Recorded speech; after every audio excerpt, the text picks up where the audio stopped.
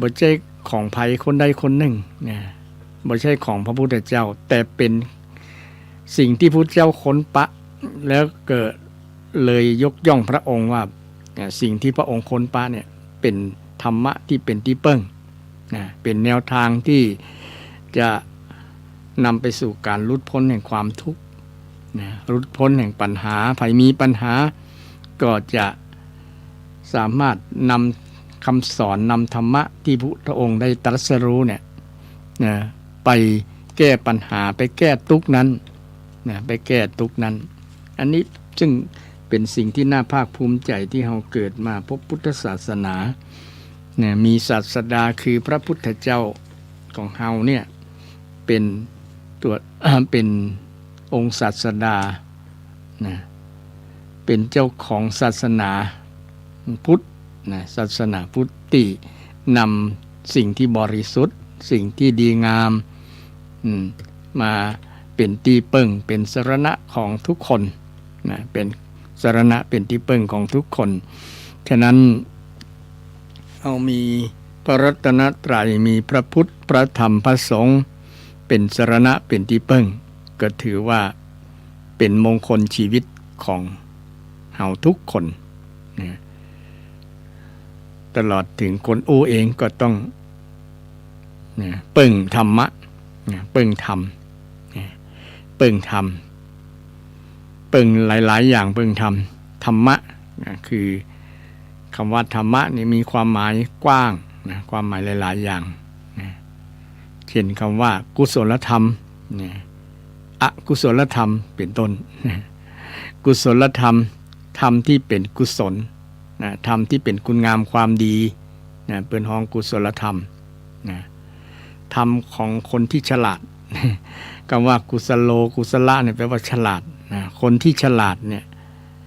นะจะทำในสิ่งที่ฉลาดนะสิ่งที่เป็นกุศลนั่นแหละนะสิ่งที่เป็นกุศลทำดีนะอู้ดีคิดดีเนี่ยเป็นกุศลคนนั้นแหละชื่อว่าทำกุศลเป็นคนฉลาดซึ่งเป็นสิ่งที่เราสามารถที่จะ นำสิ่งที่เป็นมงคลชีวิตนะนำคำสอนของพระพุทธเจ้าไปดำเนินชีวิตได้นะทุกวินาทีตั้งแต่รับนอนถึงตื่นนอนนะก่อนรับนอนถึงตื่นนอน24 ชั่วโมงนะเราอยู่กับธรรมะทั้งนั้นศรัทธาท่านผู้ฟังฉะนั้นธรรมะจึงเป็นสิ่งสำคัญกับชีวิตของเรากับลมหายใจนะเช่นพระพุทธเจ้าได้สอนเรื่องอานาปานสติเนี่ยนะก็คือระลึกอยู่รู้ถึงลมหายใจนะสติคือการระลึกรู้นะระลึกรู้ลมหายใจนะส่วนหนึ่งของคนเราบางคนบอก บ่ฮู้ บ่ฮู้เพราะว่าบ่ได้เรียนก็บ่ได้ฟังก็นะก็หลายอย่างที่ว่าพุทธเจ้าสอนคืออยู่กับลมหายใจนะคืออยู่กับลมหายใจอยู่กับปัจจุบันเนี่ยนะอยู่กับลมหายใจซึ่งเป็นธรรมชาติลักกฎธรรมชาติธรรมดาเนี่ยแต่คนกับมองข้ามหรือว่าบ่สนใจหรือว่าบ่ฮู้เองประมาณนั้นก็เลยบ่ได้ประโยชน์จากการนำหลักคำสอนของพระพุทธเจ้าเนี่ยไปประพฤติปฏิบัติใจคือเป็นประโยชน์นะคือเป็นหลักในการดำเนินชีวิตโดยเฉพาะอานาปานสติคำว่าสติก็มีในมรรคมีองค์8นะเป็นสัมมาสตินะต้องวงเล็บว่าสัมมาสติโดยอานาปานสติก็เป็นสัมมาสติโดยสัมมาแปลว่าชอบแปลว่าถูกแปลว่าถูกต้องเนาะแปลว่าดีงามนะสัมมาตัวเนี้ยสัมมาแปลว่าดีแปลว่างามแปลว่าถูกถูกต้องการระลึกลมหายใจเป็นสิ่งที่ถูกต้องนะเพราะว่าใจจะ จิตใจของเขานี่จะอยู่กับลมหายใจก็เป็นกายภาษาธรรมเปิ้นก็ฮ้องว่าเป็นกายส่วนหนึ่งเป็นกายเปิ้นฮ้องว่ากายานุปัสสนาระลึกตามรู้ตามกายคตาสติ ระลึกตามกายนะระลึกดูกายนะลมหายใจก็เป็นกายนะคนที่บอกคุ้นเคยอาจจะเข้าใจว่าลมหายใจมันจะเป็นกายได้ยังไงมันบอกเป็นรูปธรรมมันบอกจับต้องได้หรือว่ามันบอกหันด้วยตานะจะเป็นกายได้จะได้นะก็มีอยู่นะแต่ในความหมายธรรมะนะพระพุทธองค์ก็แสดงว่าเป็นกายอย่างหนึ่งลมหายใจเราจะสังเกตการตีเราหายใจเข้าหายใจออกเนี่ยเป็นลมที่เราได้ระลึกรู้พระพุทธองค์ได้ทรงใช้นะอุปกรณ์ง่ายๆบ่ต้องเสี่ยงสตังค์นะอยู่กับตัวเฮาเนี่ยอยู่กับตัวเฮานะลมหายใจเป็นกายเป็นการใช้อุปกรณ์ที่มีอยู่แล้วบ่ต้องไปซ้อหาที่ไหนนะง่ายๆแต่มันเป็นประโยชน์จะได้เป็นประโยชน์อย่างหนึ่งคือ1ทำให้จิตสงบนะ2ทำให้จิตรู้แจ้งนะรู้แจ้งอย่างรู้แจ้งการเกิดดับนะการเกิดดับขณะที่เราหายใจเนี่ยนะสติอยู่ที่ลมเนี่ยมันก็เกิดทำให้ใจมันสงบมีสมาธินะใจมันตั้งอยู่กับลมนะใจมันอยู่กับลมนะเมื่อใจอยู่กับลมก็เกิดสมาธิเกิดสมถะนะการเจริญสตินะมันได้ทั้ง ได้ทั้งเป็นทั้งสมถะและวิปัสสนาสมถะก็คืออุบายที่จะทำให้จิตมันสงบสงบจากนิวรณ์สงบจากนิวรณ์บางคนก็บอกเคยได้ยินมันคืออย่างนิวรณ์ ทำอันกั้นจิตไม่ให้บรรลุความดีเป็นธรรมชาติอย่างหนึ่งคือธรรมชาติฝ่ายบดีเป็นอกุศล นิวรณ์เนี่ยนิมาจากภาษาบาลีเนาะนิวรณะเนี่ยมันบอกเปิดให้ช่องให้ความดีเข้าเนี่ยเปิดให้ว่าทำมันกั้นความดี ทำมันกั้นใจเฮาเนี่ยกั้นจิตของเฮาบอกให้ไปบรรลุสู่ความดีได้เนี่ยเวลาเฮาจะเจริญธรรมปฏิบัติธรรมที่เฮาคุ้นเคยว่าคำว่าปฏิบัติธรรมอันจริงอาตมาได้เรียนภาษาบาลีมาคำว่าปฏิเนี่ยปฏิเฉพาะตอบทวนกลับ ปฏิบัตินะถึงเฉพาะ ตอบนะก็คือบรรลุธรรมนะการถึงธรรมเข้าถึงธรรมนั่นเองนะคำว่าปฏิคำว่าปฏิบัติเนี่ยนะมันจะมีศาสนาของเราเนี่ยจะมี3ช่วงด้วยกันนะกระบวนการเรียนรู้นะการเข้าถึงพระศาสนา1ปริยัติ2ปฏิบัติ3ปฏิเวทปริยัติปฏิบัติปฏิเวทเนี่ยเป็นคำบาลีทั้งนั้นนะมันไม่ใช่คำภาษาไทยนะแต่แปลเป็นภาษาไทยปริรอบนะปริแปลว่ารอบนะปริยัตินะคือศึกษารู้จักศึกษาหมายถึงการศึกษาเช่นการฟังเนี่ยก็เป็นปริยัติอย่างหนึ่งอย่างศรัทธาฟังธรรมฟังธรรมะหรือว่าได้อ่านพระไตรปิฎกอ่านธรรมนี่เป็นกระบวนการศึกษาเปิดห้องว่ากระบวนการปริยัติแต่เราจะเข้าใจในความหมายที่ว่าเป็นการเล่าเรียน เป็นการเล่าเรียนนักธรรมแล้วเล่าเรียนคำสอนของพระพุทธเจ้าชื่อว่าปริยัติปริยัติแต่จริงคำว่าปริยัติแปลว่ารู้รอบก็ศึกษาคือรอบคือมดรอบก็คือรอบด้านรอบหน้ารอบหลัง ขวาซ้ายนะต้องบนต้องลุ่มนะรอบหมดเลยนะดูอย่างเช่นเขาตรวจตราดูร่างกายของเขาเนี่ยตรวจทั้งพอทั้งข้างทั้งหน้าทั้งหลัง ตรวจทั้งในตัวเนี่ย ก็เป็นปริยัติอย่างหนึ่งเหมือนกันนะคำว่าศึกษาเนี่ยนะศึกษามาจากสหอิขะสหกับอิขะนะสหแปลว่าตัวเองนะอิขะแปลว่าดูตัวเองนะดูตัวเองพอตัวเก่านะพอตัวเก่าการพอตัวเก่าดูตัวเองเนี่ยเป็นการห้องปริยัติอย่างหนึ่งนะปริยัติเป็นการเรี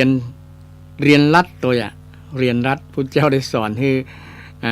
บ่ต้องศึกษาไผละบ่ต้องสนใจคนอื่นดูแค่ตัวเก่าเนี่ยก็จบละ ดูกายดูใจตัวเก่าเนี่ยนะดูพฤติกรรมตัวเก่าเนี่ยดูกายกับใจดูรูปกับนามเนี่ยเป็นว่าดูรูปกับนามเนี่ยจะเป็นการศึกษาทางลัดนะทำให้บรรลุความเข้าใจนะเกิดความเข้าใจนะคำว่าศึกษาต่อมาเรียนบาลีมาก็เอามาแปลให้ศรัทธาท่านผู้ฟังที่บ่เคยฟัง ที่บ่เคยฟังก็คงจะได้ฟังรู้ไว้ใช่ว่าใส่บาแบกหามเนาะคำว่าศึกษามาจาก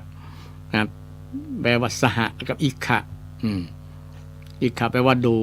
แปลว่าดูตัวเองสหดูตัวเองดูตัวเองก็ดูตัวเฮาเนี่ย ดูกายก็ดูใจเนี่ย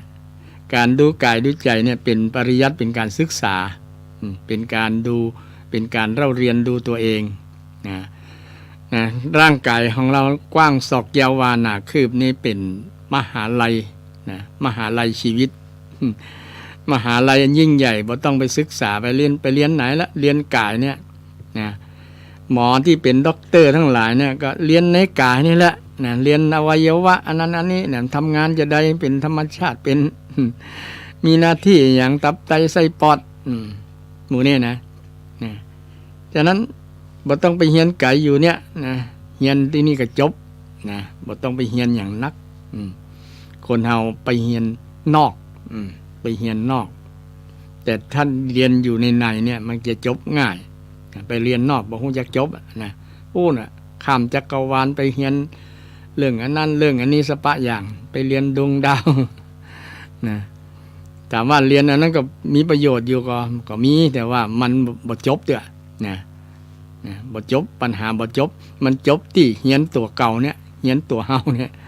มันจบที่นี่นะเรียนจบเจ้าทั้งจบทั้งแจ้งรู้จริงรู้แจ้งรู้จบอยู่ที่เรียนพิจารณาตัวเฮานี่แหละนะตัวเฮาในหลักคำสอนพุทธเจ้าก็ได้พิจารณาเรื่องรูปธรรมนามธรรมกายกับใจของเฮาเนี่ยเป็นมหาลัยเรียนชั้นดีเลยบ่ต้องไปเรียนไหน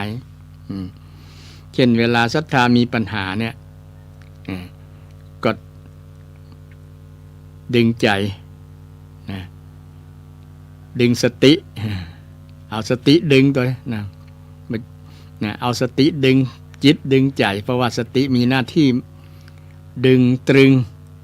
จับดึงตรึงจับมันจับมันมัดใจไว้ดึงใจไว้ประคับประคองเหมือนกับมีเชือกนะเชือกกับมัดใจไว้นะถ้าใจบ่มีอย่างดึงไว้จับไว้เนี่ยอันตรายเพราะว่าใจมันเป็นธรรมชาติไปเรื่อยนะไปเรื่อยนะมันไปเรื่อยๆตามอายตนะนะตามสิ่งที่มันโตหันก็ดีได้ยินก็ดีนะได้ยินก็ดีได้หันก็ดีนะมันเป็น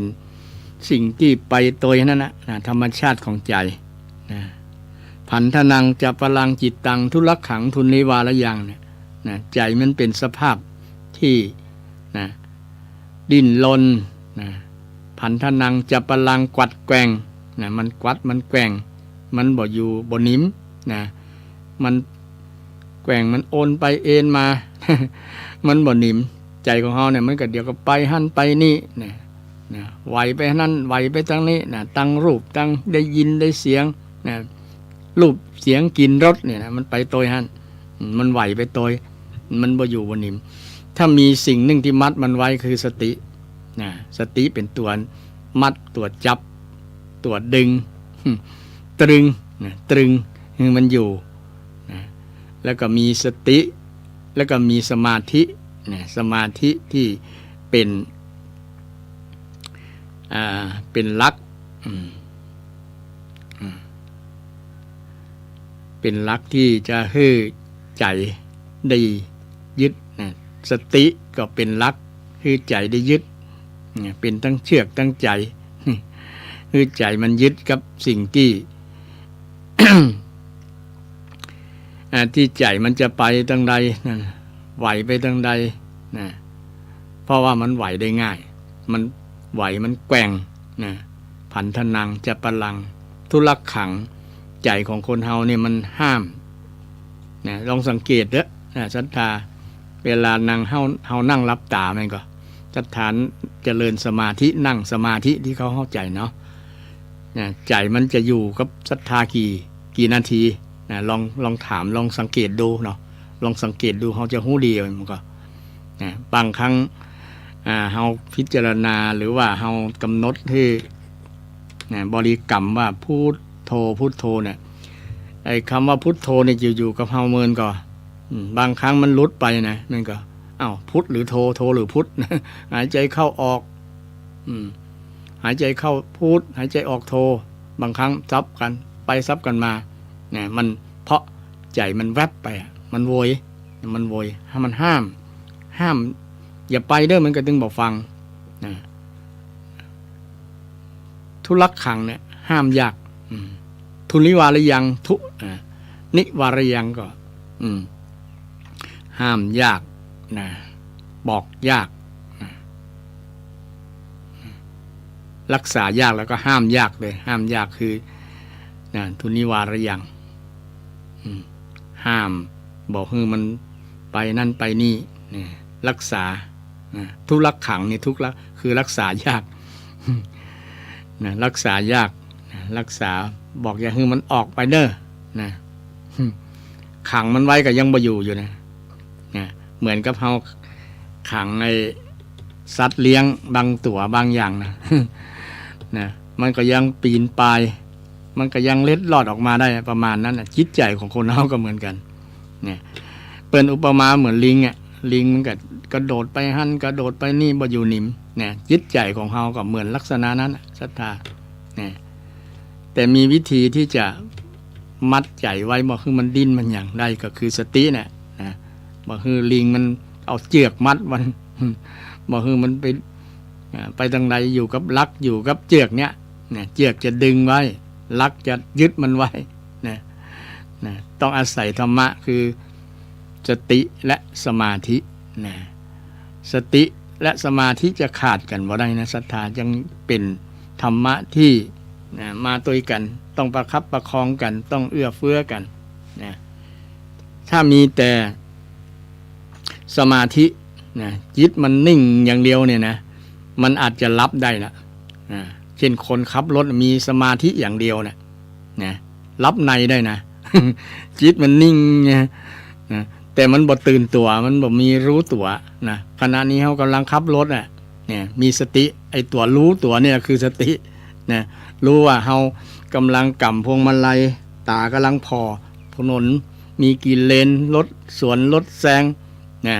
หูซ้ายขวาเนี่ยประสาทคือมันรู้แต่ถ้า มีสมาธิอย่างเดียวอาจจะรับในได้นะฉะนั้นต้องมีอาศัยสติที่มาเตือนมากระตุกกระตุ้นนะบอกให้มันรับในแต่ที่สมาธิตรึงไว้ก็ดีเพราะให้มันบอกให้มันไปที่อื่นนะตึงแสดงว่ามันอยู่มั่นละจิตเนี่ยมันอยู่กับสิ่งที่เราต้องการให้มันอยู่ละเช่นอยากให้มันอยู่กับพุทโธเหมือนกันนะเราต้องเจริญทั้งสองประการนะศรัทธาอันนี้อาจจะไม่ได้เคยได้ยินที่ไหนนะอาตมา คือท่านผู้ฟังทั้งหลายลองพิจารณาดูนะลองพิจารณาอยู่แม่นก็นะอันนี้พระเจ้าสอนมานะพระเจ้าอาตมากึศเอาคนเดียวนะมาพิจารณาตัวคำสอนพระเจ้านะคำสอนของพระพุทธเจ้านะมรรคมีองค์8เนี่ยมันเป็นก้อนเดียวกันนะศรัทธาตะกี้แค่เรื่องสติกับสมาธินะในการดำเนินชีวิตเนี่ยอยู่กับมันตลอดแต่เฮาบ่ฮู้บ่ได้แต่ให้มันเป็นสัมมานะสติก็เป็นสัมมาสติแล้วก็สมาธิก็ต้องเป็นสัมมาสมาธิต้องเป็นสัมมาทั้งสองอย่างถ้าเป็นมิจฉาละยุ่งเลยยุ่งเลยนะมีแต่ปัญหาแล้วเป็นมิจฉาคนที่ตั้งใจชั่วมีก็ศรัทธาตั้งใจโกงเนี่ยมีก็นะตั้งใจลักขโมยเนี่ยมีแต่ตั้งใจทำงานตั้งใจสัมมาชีพมีสัมมาชีพมีอาชีพที่ดีเนี่ยคือมีการเจริญสมาธิและสติไปคู่กันรู้ตัวว่าเรากำลังประกอบอาชีพกำลังทำการทำงานกำลังขับรถขับลานี่เจริญธรรมนะทั้ง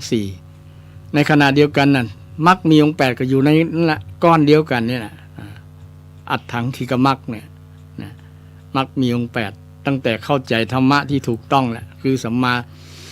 าทิฏฐินะเป็นว่าการเข้าใจธรรมนะเข้าใจธรรม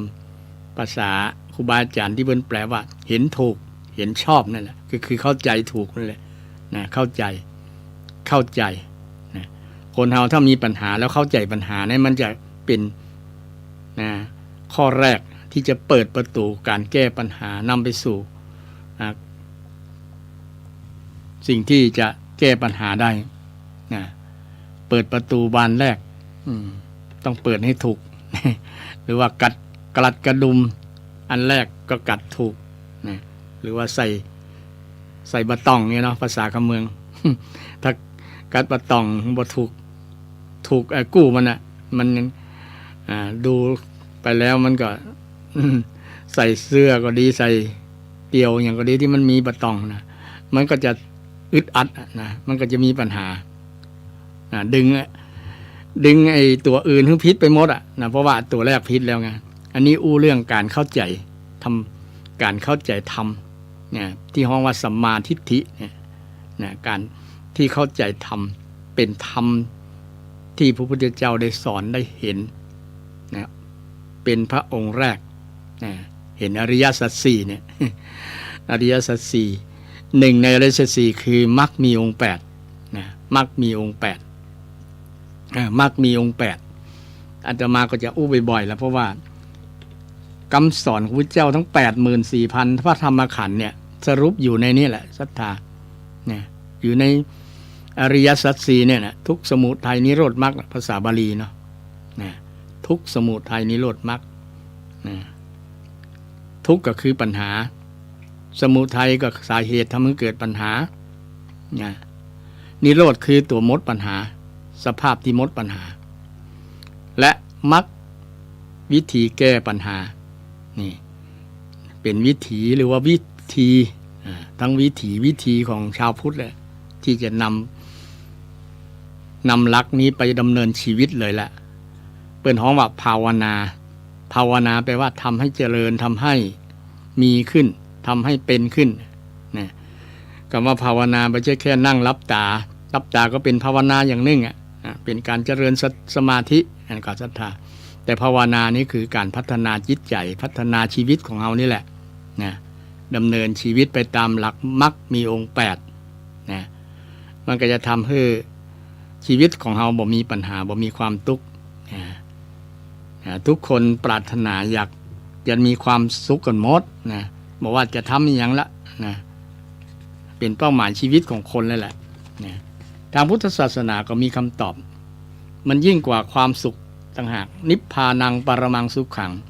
นิพพานเป็นสุขอย่างยิ่งกว่าสุขไม่ใช่แค่ความสุขนะมันยิ่งกว่าความสุขนิพพาน นิพพานเป็นเป้าหมายชีวิตคนที่ดำเนินชีวิตไปก็นะจุดเป้าหมายก็คือเพื่อความสุขนั่นเองแม่นว่านะลองถามตัวเก่าว่าเขาทำเพื่ออย่างนะก็ทำเพื่อความสุขนั่นแหละทุกคนทำเพื่อความสุขนะสุขายะหิตายะสุขายะในเวลาเขาจะทำบุญทำอย่างเคยได้ยินศรัทธาของคุ้นหูอยู่เนาะ หิตายะสุขายะโลกานุกัมปายะเนี่ยเป็นเจตนารมณ์ของพระพุทธองค์ที่ปรารถนาให้ชาวโลกทั้งหลายไม่ใช่เฉพาะชาวพุทธนะชาวโลกทุกคนนะ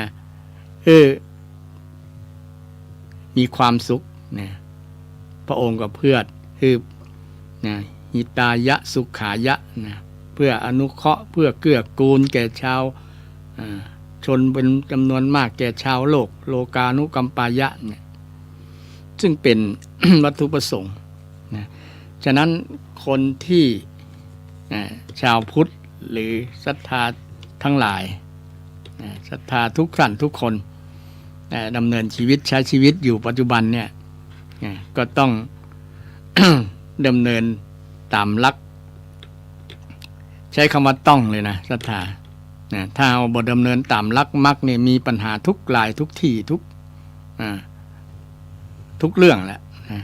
ต้องเดินตามถูกเพราะว่านอกนั้นเป็นทางพิษไงเป็นพุทธเจ้าสอนเรื่องมรรคมีองค์8มรรคแปลว่าหนทางที่ถูกต้องนอกนั้นพิษมดเลยศรัทธาเป็นมิจฉามรรคเลยนะบอกเป็นสัมมามรรคนะสัมมาก็คือนะทางที่ถูกทางที่ดีนะถ้าใครเดินนอกเหนือนั้นเป็นพิษมดแหละนะพิษมดเลยนะฟันธงเลยแหละนะฟันธงว่าผิดนะเช่นคนที่ดำเนินพิษมันก็เช่นไปทุจริตคอร์รัปชันเช่นนักการเมืองเป็นต้นเนี่ยนะคือเดินทางพิษแล้วเดินทางพิษนะบ่เดิมตามสัมมามรรคแล้วเป็นมิจฉามรรคแล้วนะทุจริตคอร์รัปชันทั้งหลายเนี่ยเป็นมิจฉาชีพเลยนะเป็นมิจฉามรรคนะเป็นการดำเนินทางที่ผิดนะเพราะว่าคนส่วนหนึ่งมีความเข้าใจผิดว่าเงินเป็นตัวที่จะแก้ปัญหาทุกอย่างนี่เป็นความคิดที่นะถือว่าเป็นความคิดที่ผิดเลยแหละนะถ้าเงินแก้ปัญหาได้ทุกอย่างเนี่ยนะอันนี้ ถ้าเงินแก้ปัญหาได้ทุกอย่างนะแก้ปัญหาได้ทุกอย่างนะก็คงโลกก็คงจะบ่มีปัญหาละอย่างประเทศที่ถูกสหรัฐเนี่ยอาตมายกตัวอย่างหันที่มีปัญหาสหรัฐไปยึด ไปยับเอาตัวมาประธานาธิบดีเวเนซุเอลาเนี่ยประเทศนี้เป็นประเทศที่มีทรัพยากรนักเลยน้ำมันก่อนนักทองก่อนนักแต่ว่าเป็นใดประชาชนยังมีปัญหาอยู่ถ้าว่ามีทรัพย์สินเงินทองนักแล้วคนจะมีความสุขคนจะบ่มีปัญหานี่คำตอบชัดเจนเลยฉะนั้นทรัพย์สินเงินทองทั้งหลายเนี่ยบางครั้งบ่มีความหมายเลยนะประเทศเวเนซุเอลาเนี่ยบางครั้งเขาบริหารทรัพยากรของเขาบ่ถูกบ่ต้องแล้วก็มีการทุจริตคอร์รัปชันนักการเมืองผู้นำประเทศนี่ยกตัวอย่างให้หันชัดๆเลยว่าคนที่คิดว่าเอาเงินเป็นหลักในการแก้ปัญหาเนี่ยเป็นมิจฉาทิฏฐิเลยล่ะมิจฉาทิฏฐิเป็นความเห็นที่ผิดความเห็นที่ผิดเป็นสิ่งเริ่มต้นที่ผิดและเป็นมรรคที่ผิดเลยเป็นมิจฉามรรคถ้าเป็นสัมมามรรคต้องเห็นตามความเป็นจริงเห็นตามความถูกต้องเห็นตามความเป็นจริงเห็นตามความเป็นจริงเห็นจะได้แหละ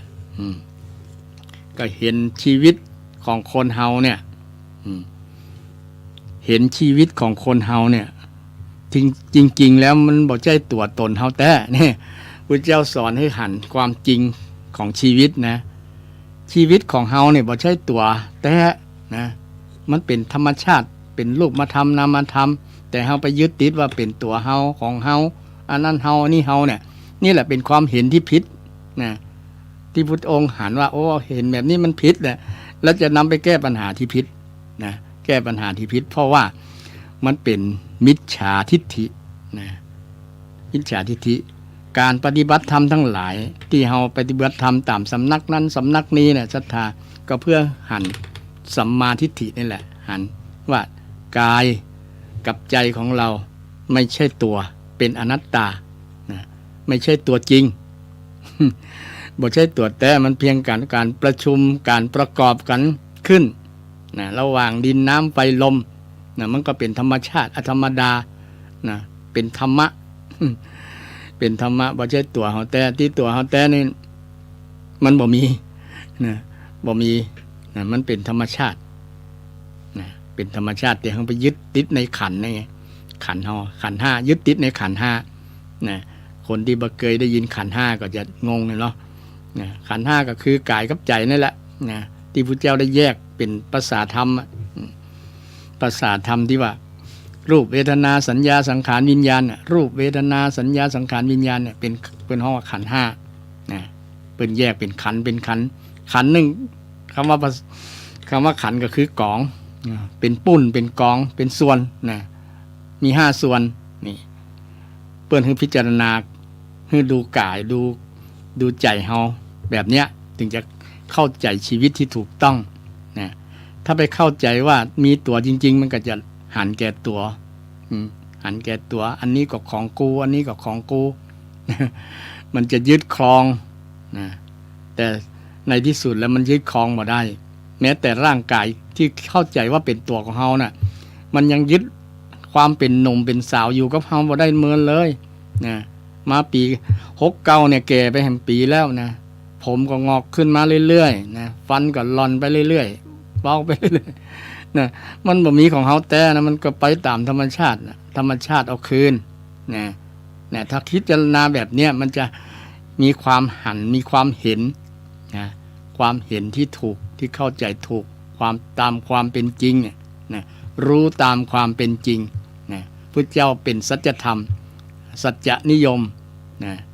เป็นธรรมชาติที่สอนธรรมชาติเข้าใจธรรมชาตินี่ท่านผู้ฟังทั้งหลายนะวันนี้เข้มข้นน้อย เรื่องธรรมะนะให้ศรัทธาได้ฟังกันเนาะว่าปีใหม่แล้วปี69แล้วนะเอาก็จะได้ฟังสิ่งใหม่ๆนะฟังสิ่งใหม่เข้าใจสิ่งเก่าบรรเทาความกังขาได้สัมมาทิฏฐิได้สติครองตนนะเป็นอานิสงส์ของการฟังนะเป็นมงคลชีวิตไปฟังมันฟังเทศฟังธรรมพิจารณาธรรมนะไตรตรองธรรมไตรตรองธรรมธรรมนะรูปมาธรรมนามมาธรรมในกายกับใจของเราเนี่ยหรือสิ่งที่เป็นสังขารตะอสังขารตธรรมสิ่งที่ไม่มีปัจจัยปรุงและมีปัจจัยปรุงนะ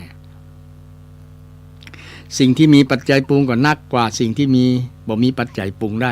ด้คือนิพพานเป็นต้นเนาะนิพพานบ่มีเหตุมีปัจจัยอย่างที่จะมาปรุงให้มันเปลี่ยนเป็นอย่างอื่นมันคล้ายๆเป็นอมตะนี่แหละนะแต่ก็มันบ่ใช้เป็นอัตตาใช้คำว่าอัตตานะนิพพานเคยมีคนมีความคิดเห็นแย้งว่านิพพานเป็นอัตตานะเป็นสุขขังอัตตานะเป็นนิจจังสุขขังอัตตาเคยมีคนสอนอยู่แล้วว่านิพพานเป็นนิจจังเที่ยงแท้แน่นอนไหม ก็เที่ยงแท้แน่นอนนะเป็นสุขไหมยิ่งกว่าสุข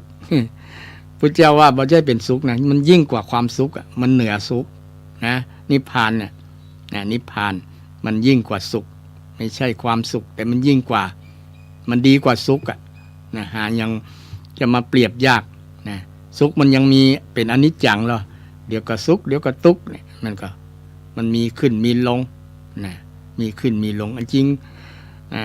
ครูบาอาจารย์หรือว่าพระเกจิครูบาอาจารย์หลายรูปก็ได้อธิบายเกี่ยวกับว่าชีวิตนั้นจริงนั้นความสุขนั้นบ่มีแต่ความทุกข์น้อยนะความทุกข์น้อยนะเพราะว่า ลองสังเกตร่างกายเฮาเนี่ยร่างกายของเฮาเนี่ยร่างกายของเฮาเนี่ยมันจะเจอกับสภาวะทุกขังสภาพที่เป็นทุกขังทุกวินาทีเลยนะทุกวินาทีสภาพที่ว่าทุกขังเนี่ยกายเฮาเลยกว้างศอกยาววาหนาคืบเนี่ย มันทนต่อสภาพเดิมบ่ได้นะมันทนต่อความหนุ่มต่อความเป็นหนุ่มเป็นสาวบ่ได้เมินมันก็เปลี่ยนนะสภาพนี้เป็นห้องว่าทุกขังมันทนต่อสภาพเดิมบ่ได้อย่างศรัทธานั่งเมินเนี่ยนะเจ็บแข้งเจ็บขาปวดแข้งปวดขาเริ่มมาแล้วถ้าบ่ขยับถ้าบ่เปลี่ยนอิริยาบถนะบ่เดินพ่องหรือบ่นอนพ่องนะต้องเปลี่ยนกันมันก็จะเจอกับสภาพนั้นทุกขังทันทีเลย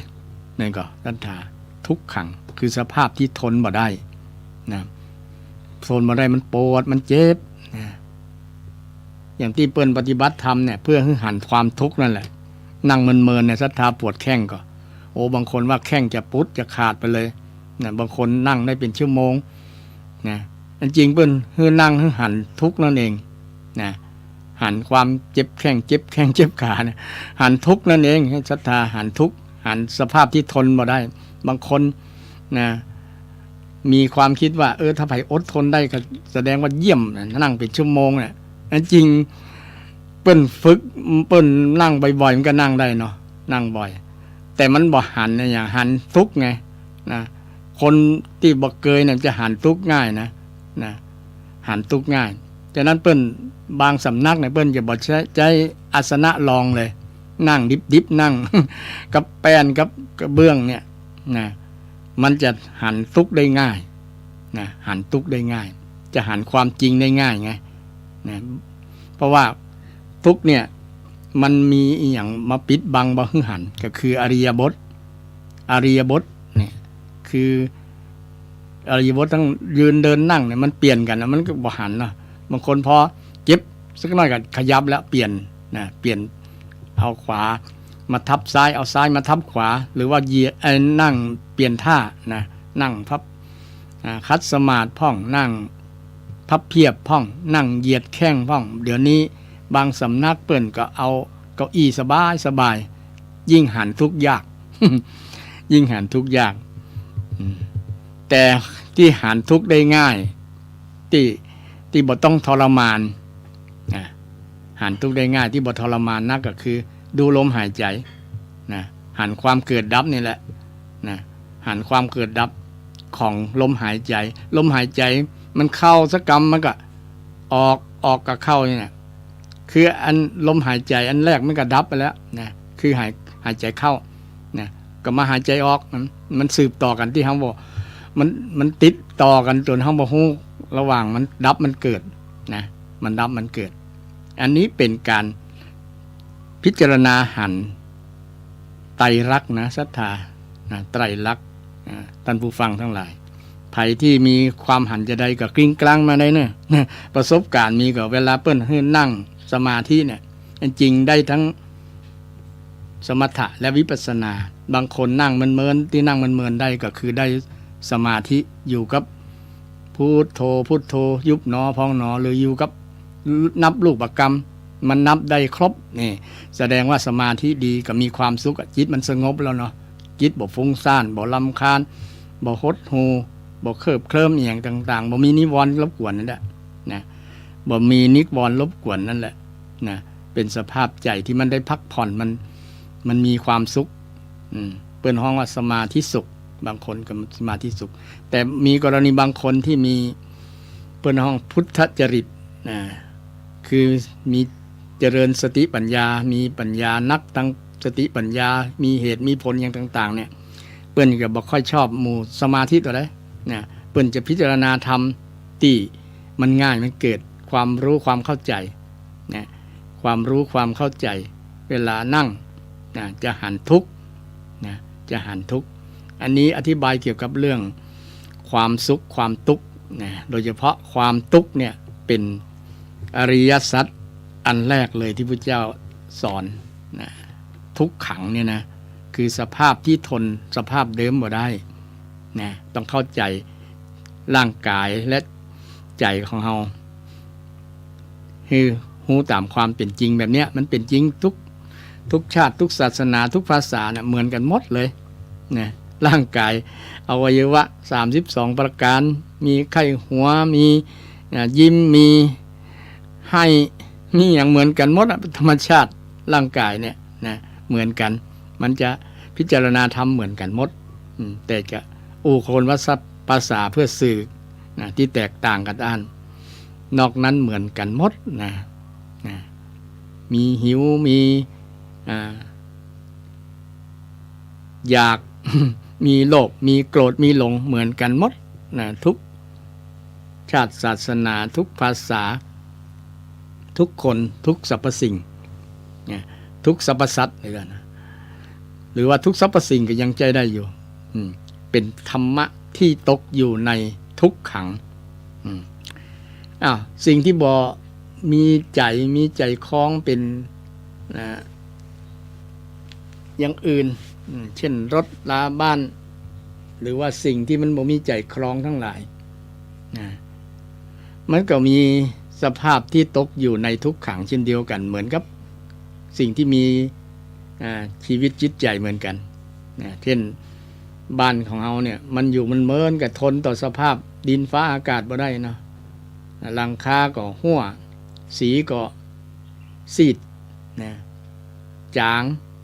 ดูเศร้าดูมองไปเนี่ยเมินเพราะมันทนสภาพเดิม ทนสภาพต่อดินฟ้าอากาศบ่ได้นะมันจะทนต่อสภาพใหม่ๆนั้นบ่ได้มันก็เป็นทุกข์เหมือนกันหมดศรัทธานะรถราที่เฮาใจนะเดี๋ยวก็ลุเดี๋ยวก็พังเดี๋ยวนั่นก็นะบ่ลุโดยอุบัติเหตุก็ลุ โดยการใช้งานมันก็เนี่ยมันทนต่อสภาพการใช้งานบ่ได้มันทนต่อสภาพเดิมบ่ได้นะรถแล้วซื้อมาเนี่ยบ่ได้ใช้งานแล้วบ่ลุบ่นั่นน่ะบ่มีนะศรัทธาจะลุน้อยลุนักก็แล้วแต่เหตุแต่ปัจจัยนะอันนี้ก็ขึ้นอยู่ในกฎของไตรลักษณ์คือทุกขัง สภาพที่ทนต่อสภาพเดิมบ่ได้เนี่ยอันนี้อธิบายมายืดยาวก็เพื่อที่จะชี้แจงให้ท่านผู้ฟังทั้งหลายได้รู้ว่านะการเจริญธรรมนะที่เป็นว่าภาวนานะในมรรคมีองค์8นะองค์แรกที่พระพุทธเจ้าได้สอนไว้คือสัมมาทิฏฐินะองค์ที่2สัมมาสังกัปปะนะคือคิดชอบคิดถูกนะองค์ที่3สัมมาวาจาการพูดถูกนะการพูดถูกพูดดีพูดงามนะพูดถูกต้องพูดเป็นสัมมาวาจาสัมมากัมมันตะการกระทำชอบนะองค์ที่4สัมมากัมมันตะองค์ที่5สัมมา อาชีวะคือ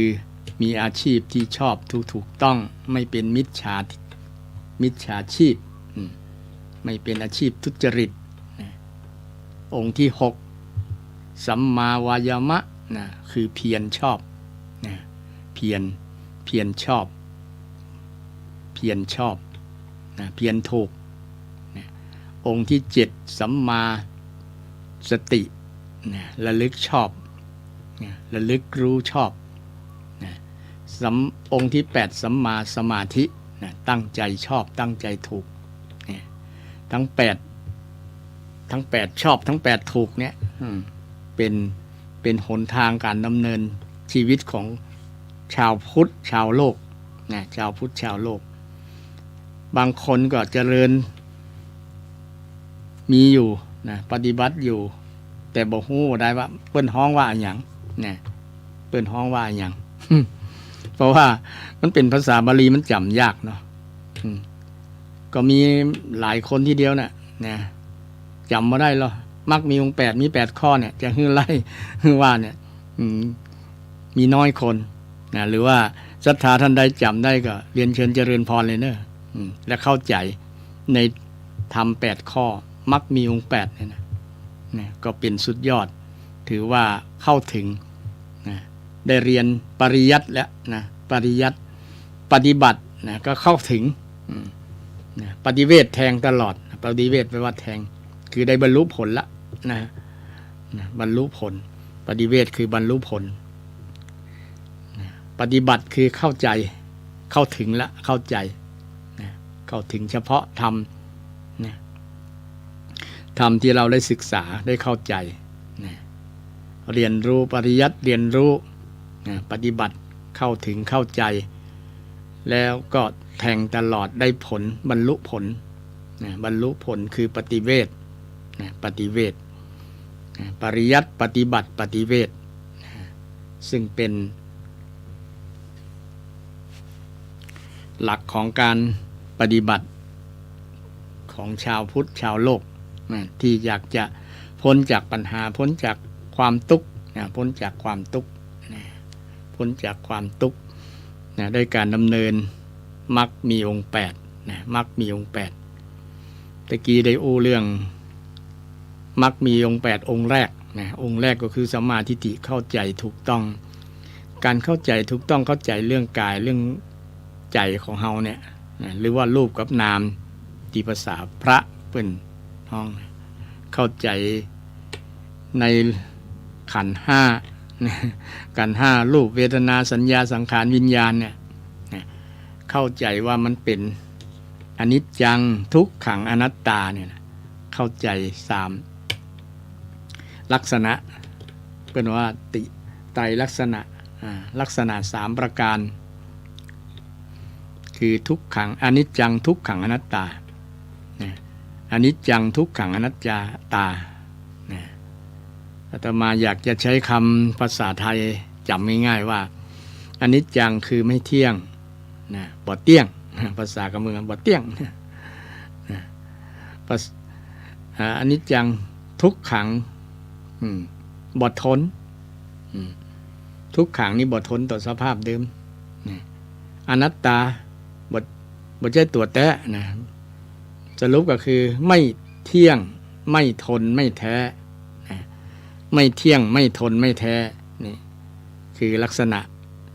ถ้าเข้าใจขันธ์5กายกับใจของเฮาเนี่ยมันตกอยู่ในสภาพลักษณะตกอยู่ในลักษณะ3ประการนะที่ไหนก็ตกอยู่ในสภาพนี้หมดสรรพสิ่งสรรพสัตว์ทั้งหลายทั้งมวลเนี่ยตกอยู่ในสภาพนี้เขาก็จะ เป็นผู้ที่เข้าใจถูกต้องเป็นสัมมาทิฏฐิเป็นสัมมาทิฏฐิ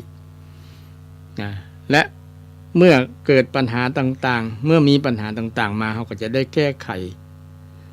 ขปัญหาอย่างถูกต้องเพราะว่าเขามีสัมมาทิฏฐิแล้วหรอเขามีสัมมาทิฏฐิที่ต้นเหตุต้นปัญหาจริงๆก็มาจากนี่แหละการเข้าใจผิดเปิ้นห้องอวิชชาความบ่ฮู้เนี่ยแหละทำให้เกิดปัญหาทำให้เกิดทุกข์ในปฏิจจสมุปบาทมันมีอันข้อแรกเลยนะว่าอวิชชาปัจจยาสังขาราสังขาราปัจจยาความบ่ฮู้บ่เข้าใจนี่แหละความบ่ฮู้บ่เข้าใจความบ่ฮู้บ่เข้าใจในขันธ์5ในกายในใจเฮานี่แหละเป็นเหตุนำมาซึ่งความทุกข์เป็นปัจจัยให้เกิดทุกข์เป็นปัจจัยให้เกิดทุกข์เป็นปัจจัยให้เกิดทุกข์และบ่ใช่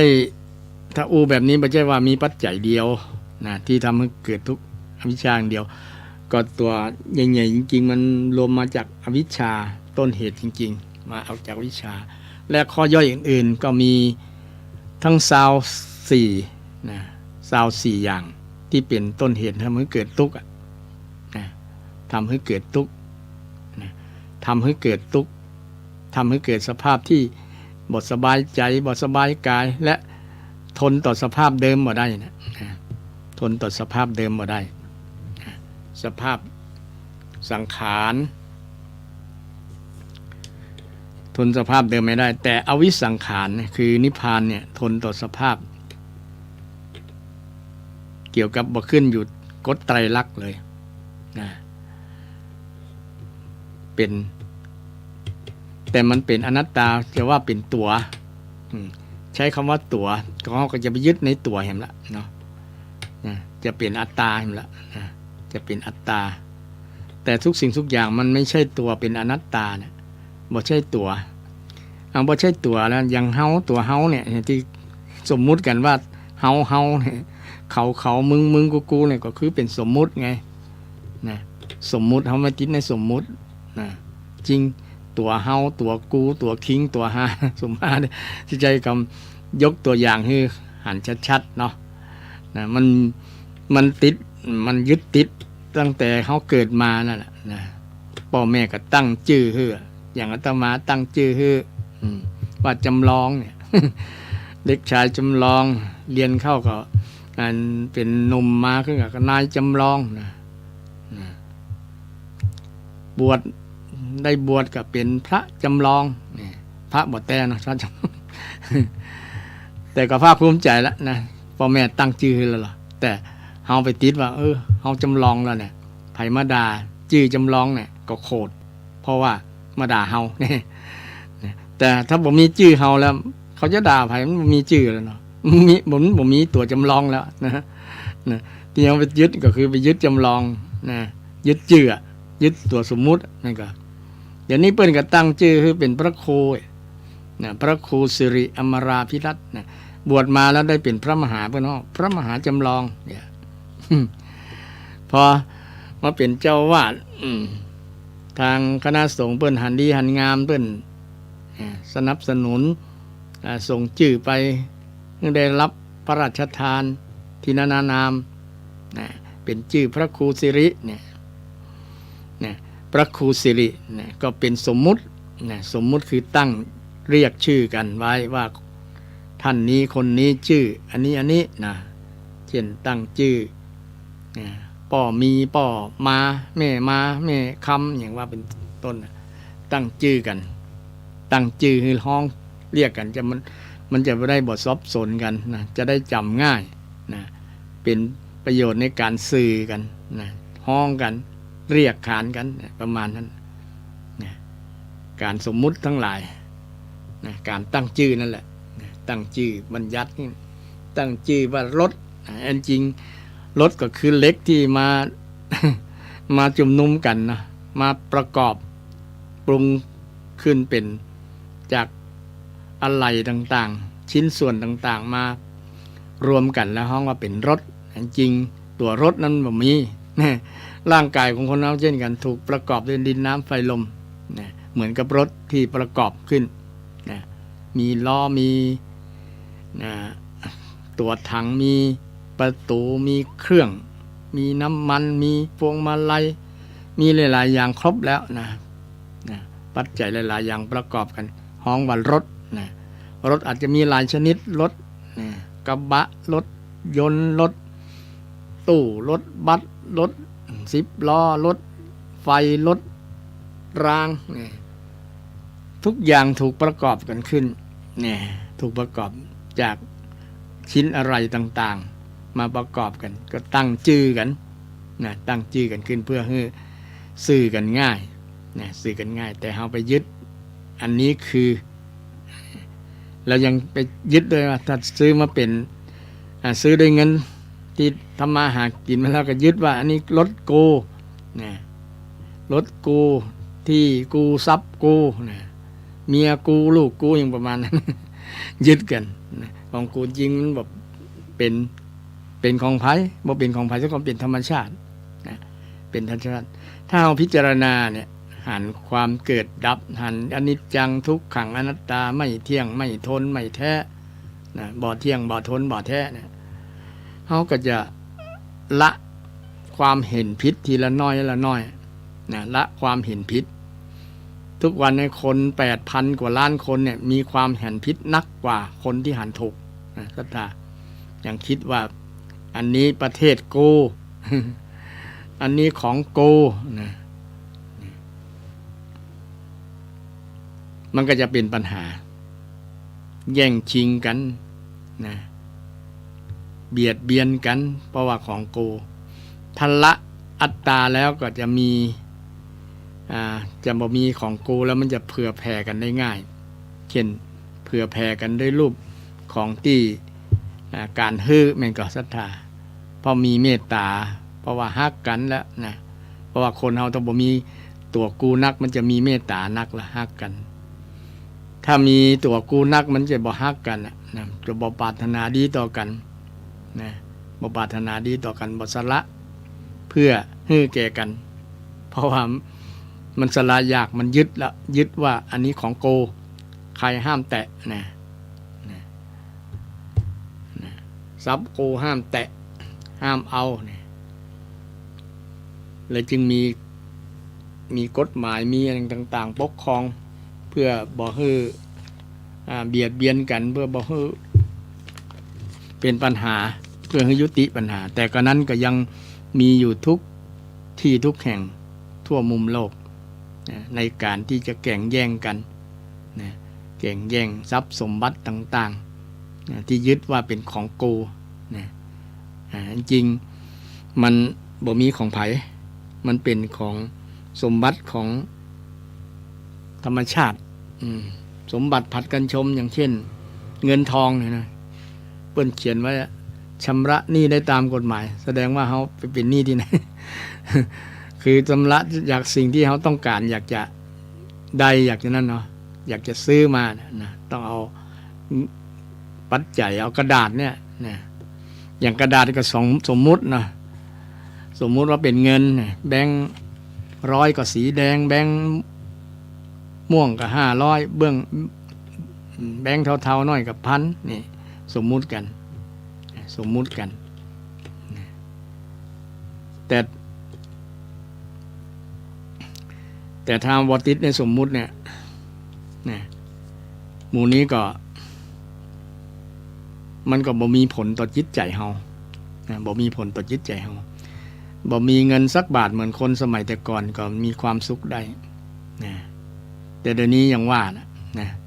มันตามโลกตามสมัยนะต้องใช้เงินตื่นเช้ามาต้องใช้นะต้องใช้เงินเป็นตัวแทนเป็นปัจจัยแทนปัจจัย4เนาะ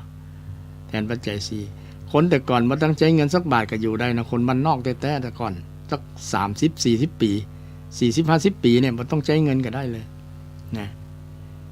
อยู่ในน้ำมีปลาในนามีข้าวนะบ่ได้เสี่ยงสักบาทนะเสี่ยงน้อยนะน้ำดื่มก็บ่ได้ซื้อกินอย่างมาเดียวน้ำอาบก็บ่ได้ซื้อกินบ่ได้เสี่ยงนะยาสีฟันนะเอาใบข่อยเอาอย่างต่างๆธรรมชาตินะ ธรรมชาตินะก็ใจได้เหรอนะเดี๋ยวเราอ่อนมาเดียวเขาบอกมีประสบการณ์แล้วเนาะ แต่ก่อนลักษณะนั้นคือบ่ต้องใช้เงินก็มีความสุขได้เนี่ยเดี๋ยวนี้หันเงินหน้ามองหันทองหน้าเศร้ากันนะเพราะว่ามันเป็นปัจจัยแทนความสุขนะมันเป็นปัจจัยแทนแก้ปัญหาที่ว่าแก้ปัญหาหลายๆอย่างแต่แก้ปัญหาที่สุดแห่งทุกข์บ่ได้นี่สรุปง่ายๆแบบนี้ปัญหาที่จะแก้ความที่สุดแห่งทุกข์บ่ได้แต่เช่นความทุกข์ใจบางคนมีเงินเป็นหมื่นล้านแสนล้านนะ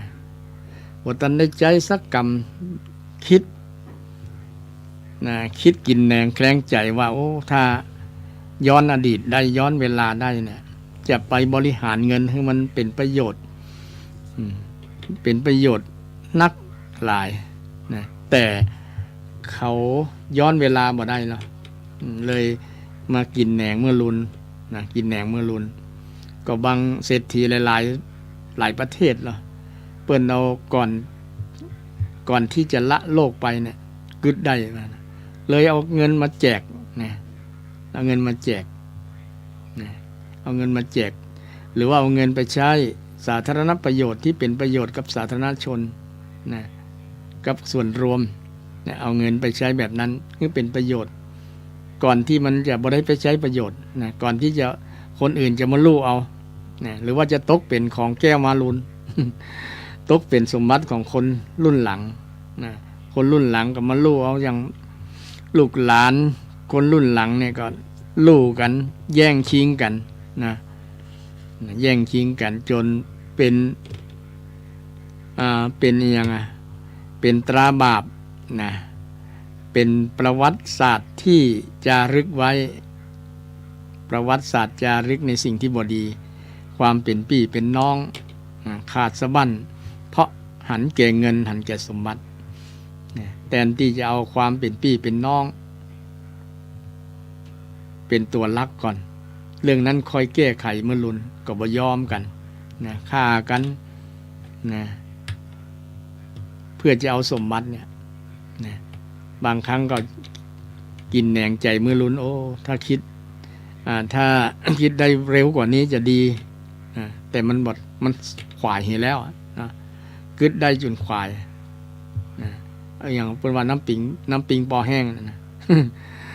น้ำปิงพอแห้งคิดได้แล้วมันก็จะขวายไปเนี่ยสาเหตุมาจากการคิดเห็นนะจากการคิดเห็นว่าการดำเนินชีวิตนะวิธีแก้ปัญหาเนี่ยแก้ปัญหาแบบนี้จะเป็นแก้ปัญหาที่ถูกต้องเขาคิดแบบนั้นเช่นเวลามีปัญหามีความทุกข์เกิดขึ้นในครอบครัวเนี่ยผู้นำครอบครัวนี้สำคัญถ้าไปคิดแก้ปัญหาที่ผิดเนี่ยครอบครัวยิ่งแย่เลยเช่นเอาสุราเอาเหล้าเอาสิ่งเสพติดมาข่มเนาะมาแก้ปัญหาเนี่ยบางคนว่ามันเครียดหรอนะกินเหล้าแก้เครียดนะกินแล้วมันก็หายเครียดเนี่ยประมาณนั้นพอมันส่างนะครับมันยิ่งแย่กว่าเก่าเนาะช่วงที่มันเมาอยู่มันบ่นึกบ่ได้แล้วมันคืออย่างนะบางครั้งก็ลืมตั๋วลืมคิงไปทำอย่างกับบ่ฮู้ตั๋วเนาะเพราะสำคัญที่ความคิดว่าอันนี้คือการแก้ปัญหานะคือการแก้ปัญหาคนเฮาก็เลยติดเหล้าติดบุหรี่ติดยาเสพติดทั้งหลายเอามาแก้ปัญหาแทนที่จะหันหน้าเข้าหาธรรมะหันหน้าเข้าหาสัมมาทิฏฐิการเห็นที่ถูกต้องนะการแก้ปัญหาที่ถูกต้องนะการแก้ปัญหาที่ถูกต้องบางคนว่าการแก้ปัญหาเรื่องเศรษฐกิจบ่มีเงินเนี่ยไปลักไปขโมยไปทุจริตคอร์รัปชันเช่นเป็นปัญหาถึงวันนี้ระดับโลกเลยเนาะ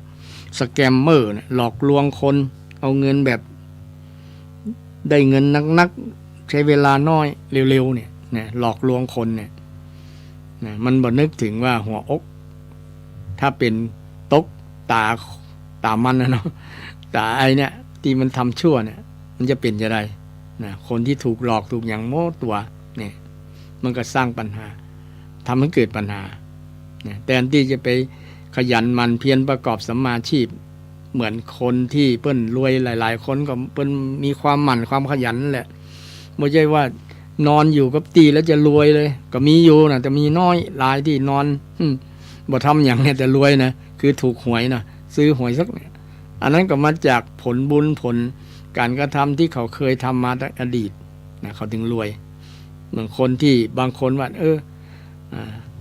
รวยทางลัดเนี่ยเร็วซื้อหวยซื้อบางครั้งไปยืมหนี้ยืมสินกู้หนี้ยืมสินมาทำให้เก่าๆเพิ่มเติมหนี้เติมสินอินาทานังทุกขังโลเกความเป็นหนี้นะเป็นทุกข์ในโลกนะพุทธเจ้าก็ตัดไว้แล้วนะการพนันนะไฟไม่บ้านทิพเตื้อก็ยังบ่เท่าการพนันไหม้ตัวเก่าเตื้อนึงนะโหดทั้งเนื้อทั้งตัวบ่เหลือสักอย่างเตียวในก็บ่เหลือตัวก็บ่เหลือนะบางครั้งต้องได้อยู่ในคอกในตารางก็เพราะว่านะคิดผิดนะคิดแก้ปัญหาผิดนะคิดแก้ปัญหาผิดบางคนมันง่ายวะบ่อิดบ่เหนื่อยเหงื่อบ่ออกนะโว้ยนะเข้าคอกกับจังมันเนี่ยคิดอย่างนี้ก็มีนะมีเนี่ยแทนที่จะขยันมันเพียรนะหลังสู้ฟ้าหน้าสู้ดิน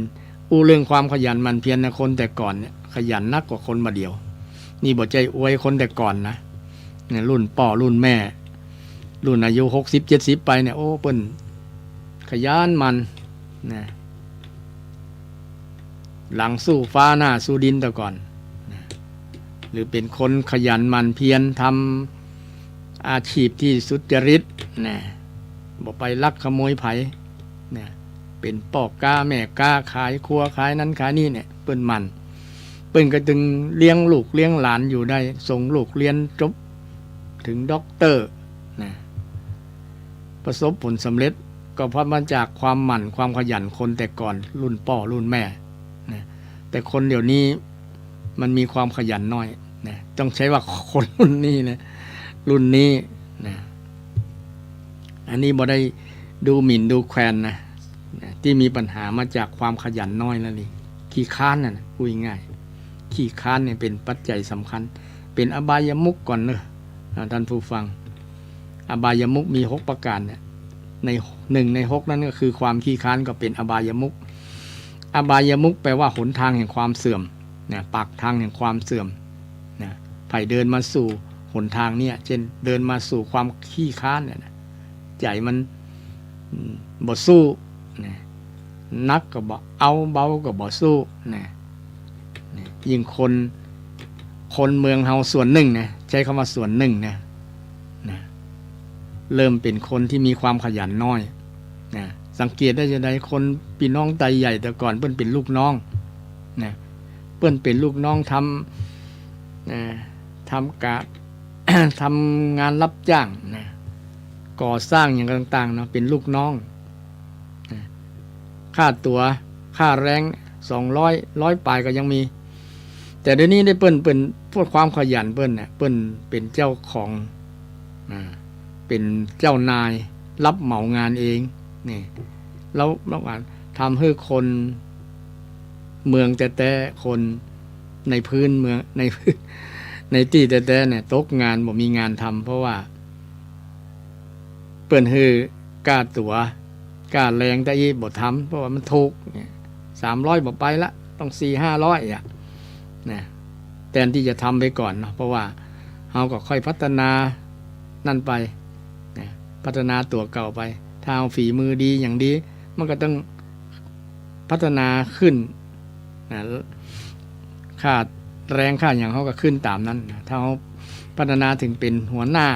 เป็นนายจ้างนะมันก็พัฒนาตามนั้นเพราะว่าความขยันการขยันทำมันก็เกิดความทักษะที่ดีนะความเก่งเปิ้นว่าแกว่นเนาะมันแกว่นมันทำได้ดีได้คล่องนะมันก็เป็นงานทำงานก็ออกมาก็ดีนี่เป็นต้นเพราะมาจากความขยันแต่เดี๋ยวนี้คนส่วนหนึ่งใช้ว่าคำว่าส่วนหนึ่งบ่ใช่ทั้งหมดนะส่วนหนึ่งอาจจะส่วนน้อยๆนะแต่มีความขี้ค้านบ่สู้การสู้งานนี่เด้อนะบ่ได้กล้าตัวอย่างได้ว่านะบ่ไปละเนี่ยแทนที่จะไปก่อนเนาะไปก่อนเพื่อว่างานที่เฮาชอบแล้วเฮาทำแล้วนะมันเปิงควรกับกล้าแรงเฮาก็พัฒนาไปเรื่อยๆแต่นี้บ่ไปเลยเฮาก็ใจตึงวันก็เกิดปัญหาใจเงินอนาคตนะใจเงินอนาคตก็เป็นปัญหาเป็นเรื่องหนี้สินนี่อย่างมีพรรคการเมืองพรรคหนึ่งเป็นจะปลดหนี้ปลดสินเธอเนี่ยนี่ก็ได้ใจคนที่มีหนี้มีสินเนี่ยจริงเดี๋ยวนี้หนี้สินของพรรคของรัฐบาลที่มีนะซึ่งเฮาก็อยู่ในหั่นตัวอ่ะหนี้ครัวเรือนทั้งหลายนักนะแม้แต่อันมาคนอู้เนี่ยก็อยู่ในหั่นตัวนะต้องรับผิดชอบเรื่องหนี้สินนะเดี๋ยวนี้จะแตะเพดานแล้วนะมันสูงหนี้สินตัวครัวเรือนเนี่ยหนี้ทั้งหนี้นอกระบบในระบบหนี้ต่างๆอย่างหนี้ทกสนี่อย่างสปะอย่างเนาะนะมีขอมีคนเอาหมดอ่ะ ในช่วงในเวลาที่ส่งเนี่ยยากแล้วครับเนี่ยนะเปิ้นมาบีบมาบี้เอานะเปิ้นก็จะยึดบ้านยึดตียึดทรัพย์ที่เอาไปค้ำประกันไว้เนาะก็จะยึดหมดนะเมื่อยึดเครื่องมือทำมาหากินยึดรถยึดลาแล้วก็บ่มีงานโต๊ะกันก็งานก็จบแล้วครับเนี่ยนะถือว่าอนาคตแย่ละนะแย่บ่มีรายได้นะ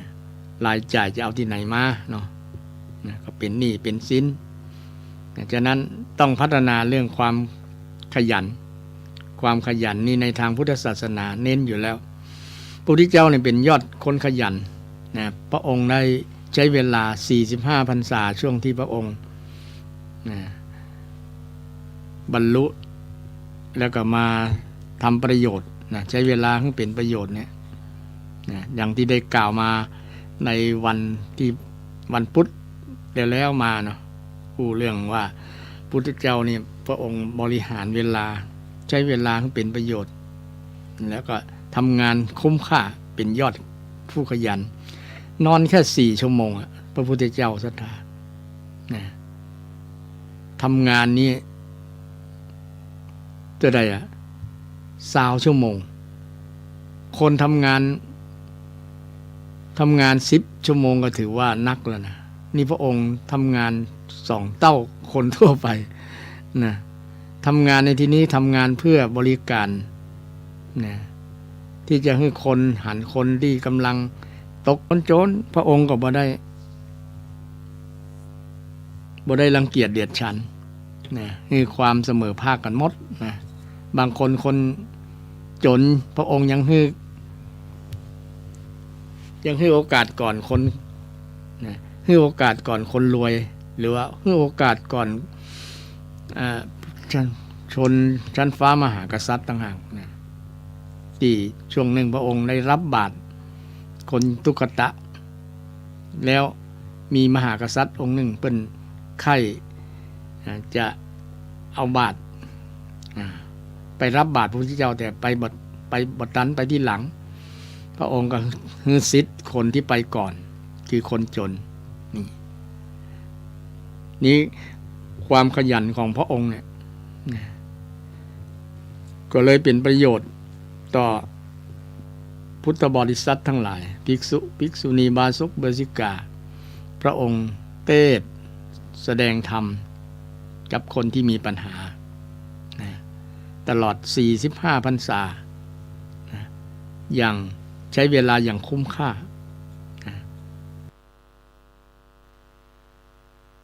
อย่างเป็นประโยชน์แต่บางคนได้แต่กินกับนอนแอลอย่างประมาณนะใช้เวลาฟุ่มเฟือยนะใช้เวลาฟุ่มเฟือยใช้เงินฟุ่มเฟือยนะใช้เงินทองฟุ่มเฟือยทำให้เป็นผลต่อการดำรงชีพนะเป็นผลต่อการดำรงชีพในการดำเนินชีวิตก็จะมีปัญหานะบางคนมีเงินก็จริงแต่ว่าบริหารเงินบ่จ้างนะสตางค์หมดก่อนบางคนเช่นได้มีเงินขายตี่ขายตังนะหรือเมื่อมีสมบัติที่รับมาจากมรดกของพ่อแม่นะมรดกสืบทอดมาถึงลูกถึงหลานก็บริหารบ่จ้างขายจดโมดเนี่ยเป็นต้นเนาะเอาเงินมาใช้สุรุ่ยสุร่ายก็โมดไปนะอันนี้ก็เกิดปัญหาเรื่อง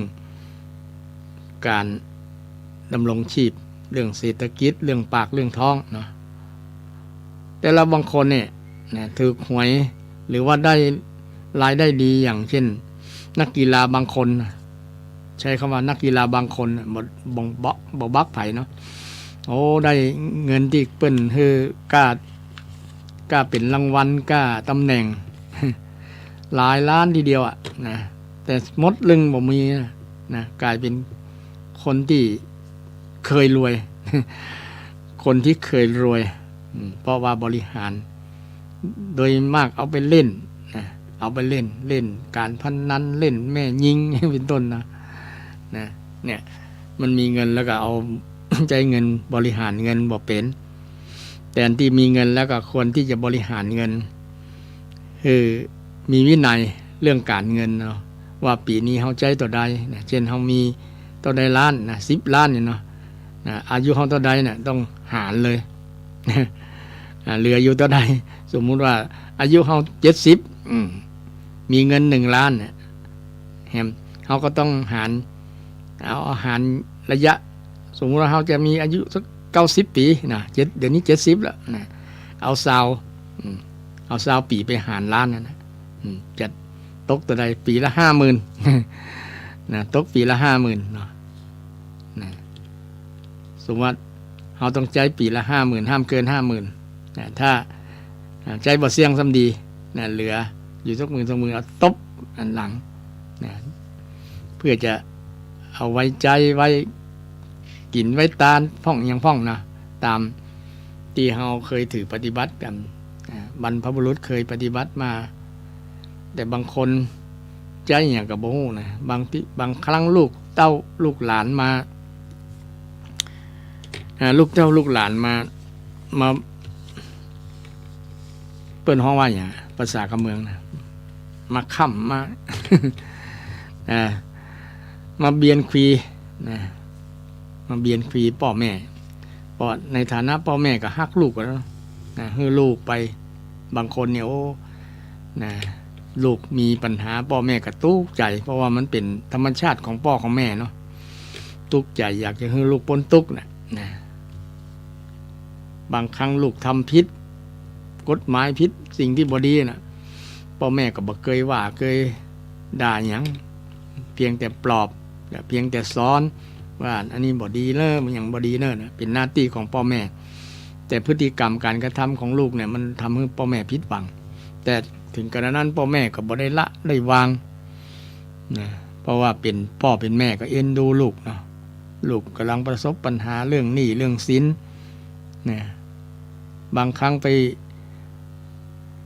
ปติดการพนันเดี๋ยวนี้การพนันทั้งออนไลน์ทั้งอย่างเนี้ยลูกหลานเดี๋ยวนี้นะมีหลายคนนะต่อมาได้ฟังข่าวมาเนี่ยนะโอ้เป็นหนี้เป็นสินเป็น2-3 แสนเป็นล้านก็มีบางคนเนี่ยนะโอ้ถ้า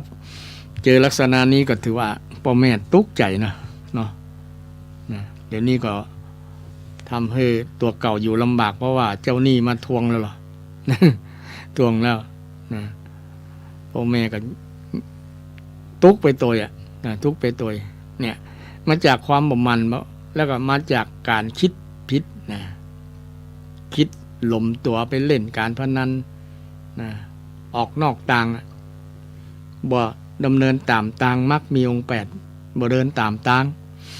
พระเจ้าชี้บอกแล้วชี้ทางบรรเทาทุกข์ชี้สุขเกษมสารเนี่ยชี้ทางพระนฤพานเนี่ยเป็นได้เฮาบ่เตียว ที่พระองค์ชี้บอกนะเป็นได้ถึงบ่เตียวก็มีคำถามก็เพราะว่าเฮาหลงไงเฮาคิดนะเฮาหลงเฮาเมานะหลงผิดคิดผิดนี่ก็คือมิจฉาทิฏฐินั่นแหละคิดผิดคิดว่ามันจะมีความสุขคิดว่ามันจะแก้ปัญหาแต่มันบ่ใช่มันเพิ่มปัญหาต่างหากนะมันเพิ่มปัญหานะเพิ่มปัญหากับตัวเก่ายังบ่พอเพิ่มปัญหากับคนในครอบครัวเพิ่มปัญหากับพ่อกับแม่เนาะนี่ลูกหลานบรรดาลูกหลานนะส่วนนักอย่าไม่ได้ฟังหรอกเนาะมีแต่คนแก่คนเฒ่าเนี่ยก็นำความเข้าใจที่ถูกต้องสัมมาทิฏฐิเนี่ยไปแผ่ไปบอกไปไปจาเล่าให้ลูกหลานฟังว่าการดำเนินชีวิตต้องดำเนินตามมรรคมีองค์8นี่เนอะนะต้องคิดที่ถูกต้องก่อนเห็นนะต้องมีความเข้าใจที่ถูกต้องคิดที่ถูกต้องพูดที่ถูกต้องกระทำที่ถูกต้องมีอาชีพที่ถูกต้องมีความเพียรที่ถูกต้องมีสตินะความระลึกที่ถูกต้องแล้วก็มีความตั้งใจที่ถูกต้องความถูกต้องทั้ง8ประการนี้ถ้ามีอยู่ในตัวเฮาดำเนินเฮาเจริญไปตลอดนะรับรองการันตีโดยพระพุทธเจ้าพระพุทธเจ้าการันตีว่าบ่มีปัญหาบ่มีทุกข์บ่มีทุกข์เริ่มมาจากการที่เราต้องเข้าใจถูกต้องก่อนคิดที่ถูกต้องก่อนดำริครูบาอาจารย์เป็นว่าดำริคิดที่ถูกต้องดำริที่ถูกต้องคนดำริที่ถูกต้องอย่างหลายๆกรณีดำริบ่ถูกต้องนะดำริและคิดคิดจะไปเล่นการพนันเนี่ยเป็นการดำริที่เป็นการคิดที่ผิดเป็นมิจฉาสังกัปปะตกอยู่ในกามคุณรูปรสกลิ่นเสียงในทรัพย์สินเงินทองหมดเนี่ยนะอยากจะไปเล่นการพนันเล่นการละเล่นแม่ยิงการหมดเนี่ยเป็นอบายมุขเนี่ยคิดแบบเนี้ยมันจะเป็นการคิดผิดนะคิดผิดแล้วก็นำไปสู่การกระทำลงมือกระท กรรมอูก็จะพิษไปโดยเนี่ยอูเรื่องกรรมอูนี่ก็เป็นปัญหาอย่างหนึ่งทำให้เป็นทุกข์กรรมอูที่เป็นทุกข์เป็นห้องว่าวจีทุจริตนะวจีทุจริตเป็นกรรมอูที่พิษนะวจีทุจริตทุแปลว่าชั่วยากนะคำพูดที่ชั่วที่ยากทำกรรมอูที่ทำให้ชั่วแล้วก็ยากยากจะได้ยากแล้วจะยากที่จะแก้ไขยากที่จะให้คนนั้นอภัยให้เป็นว่าวจีทุจริตนะชั่วเป็นชั่วบอดีนะเป็นสิ่งที่บอดีอูแล้วเกิดปัญหากรรมอูที่ทำให้เกิดปัญหาเนี่ยนะมีนักมีหลายตึงวันคนที่ฮักกันก็ฮักกันดีมาช่วงนึงก็อูจ่าพิษหูกันนะก็อยู่ในวจีทุจริตนั่นแหละนะพิษหูกันพิษหัวกันทำให้เกิดปัญหามาจากกรรมอูสามีภรรยากันสามีภรรยาฮักกันก็ดีนะวันดีคืนดีอู้กันพิษหัวกันนะเพราะว่าวจีทุจริตทั้งนั้นนะวจีทุจริตเช่นสามีไปมีกิ๊กหรือว่าไปทำอย่างพิษกับปิดบังมุสาปิดบังนี่มุสาพูดเท็จนะพูดเท็จต่อภรรยาปิดบังความชั่วตัวเก่าบอกเปิดเผยบอกยอมรับโดยความเป็นลูกผู้ชายนะถ้ายอมรับก็คงจะจบอายพิษพลาดพังไปขอสุมาภัยเนอร์นะก็อู้กันดีๆนะไม่ยิงก็เป็นคนมีเหตุมีผลอยู่แล้วเนาะส่วนนักนะเป็นแม่เรือนเป็นแม่สีเรือนเนี่ยนะเป็นก็นักแน่นอยู่แล้วนะเป็นก็มีเหตุมีผลแต่ถ้าไปจู้สำหายนะจะมีปัญหาบ้านปลายนะเป็นยับได้เมื่อใดหู้เมื่อใดโอ้เจ็บใจนะจู้เฮาหลอกลวงบอกให้เกียรติเฮาอย่างประมาณนั้นนะ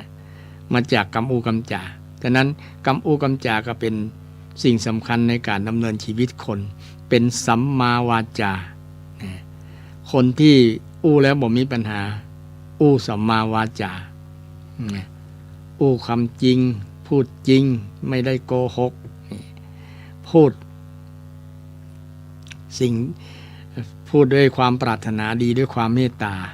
เนี่ยก็เป็นคำอูที่เป็นเกิดประโยชน์กับคนอูบ่มีปัญหาบ่สร้างปัญหากับคนอูด้วยความเมตตาด้วยความปรารถนาดีบ่ทำให้คนพิษหัวกันบ่ทำให้คำอูนั้นบ่ทำให้คนแตกแยกกันนะแต่ตรงกันข้ามบางคน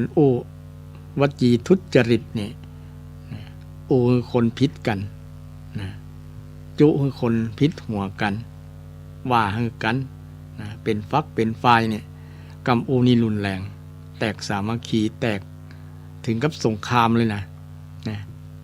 ยิ่งกว่าสงคราม เช่นคนอยู่ใกล้ที่เถียงกันใจกรรมอูกรรมจ่า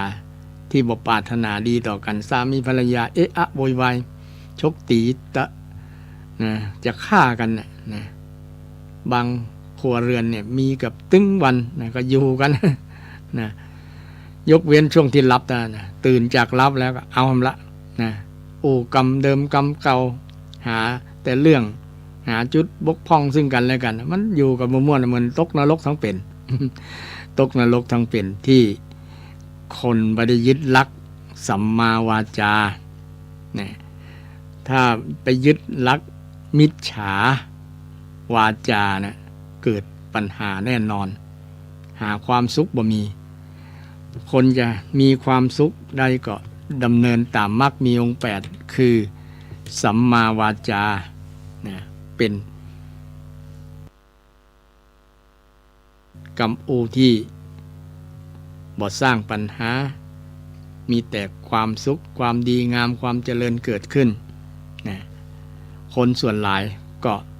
ส่วนนักเลยแหละในโลกนี่แหละไม่ใช่เฉพาะชาวพุทธนะทั่วโลกเนี่ยถ้าใช้คำที่บ่ดีกรรมที่บ่งามเป็นห้องมิจฉาวาจามิจฉาคือกรรมอูที่พิษ มันบ่ถูกมุสาเนี่ยมันแปลว่าพิษนะ พิษมุสาวาทเนี่ยมุสาวาทไผมุสาวาทชอบจุนั้นจุนี้เล็กๆน้อยๆหรือล่ะจุแต่จุเรื่องใหญ่ๆเนี่ยโอ้มีปัญหาบางคนรับจ้างจุก็มีล่ะ เช่นเกี่ยวกับคดีนะมีคดีกันนะจ้างพยานบุคคลนะไปฮือความไปเบิกความนะเพื่อที่จะต่อสู้คดีกันนะคือเป็นพยานนักแน่นเกี่ยวกับพยานบุคคลนะรู้เต็มอกนะรู้เต็มอกแต่เพื่อเงินนะยอมเพื่อเงินแม้แต่ทนายก็เหมือนกันละนะทนายบางคนใช้ทำคนที่ผิดให้เป็นถูกให้เป็นพิษเนี่ยก็ถือว่าบาปกรรมสร้างปัญหาเกิดขึ้นนะคือความลับบ่มีในโลกนะความลับบ่มีในโลกสักวันหนึ่งก็มันก็แมนออกมาเรื่อยๆสิ่งที่เราทำไปบ่ต้องรอชาติหน้าชาติไหนวะชาตินี้แหละนะเกิดในชาตินี้พ้นในชาตินี้แหละนะเกี่ยวกับเรื่องกรรมกรรมจานะฉะนั้นสัจจวาจานะแตนมุสาวาทแตนมุสาวาทเมตตาวาจาพูดด้วยเมตตาวา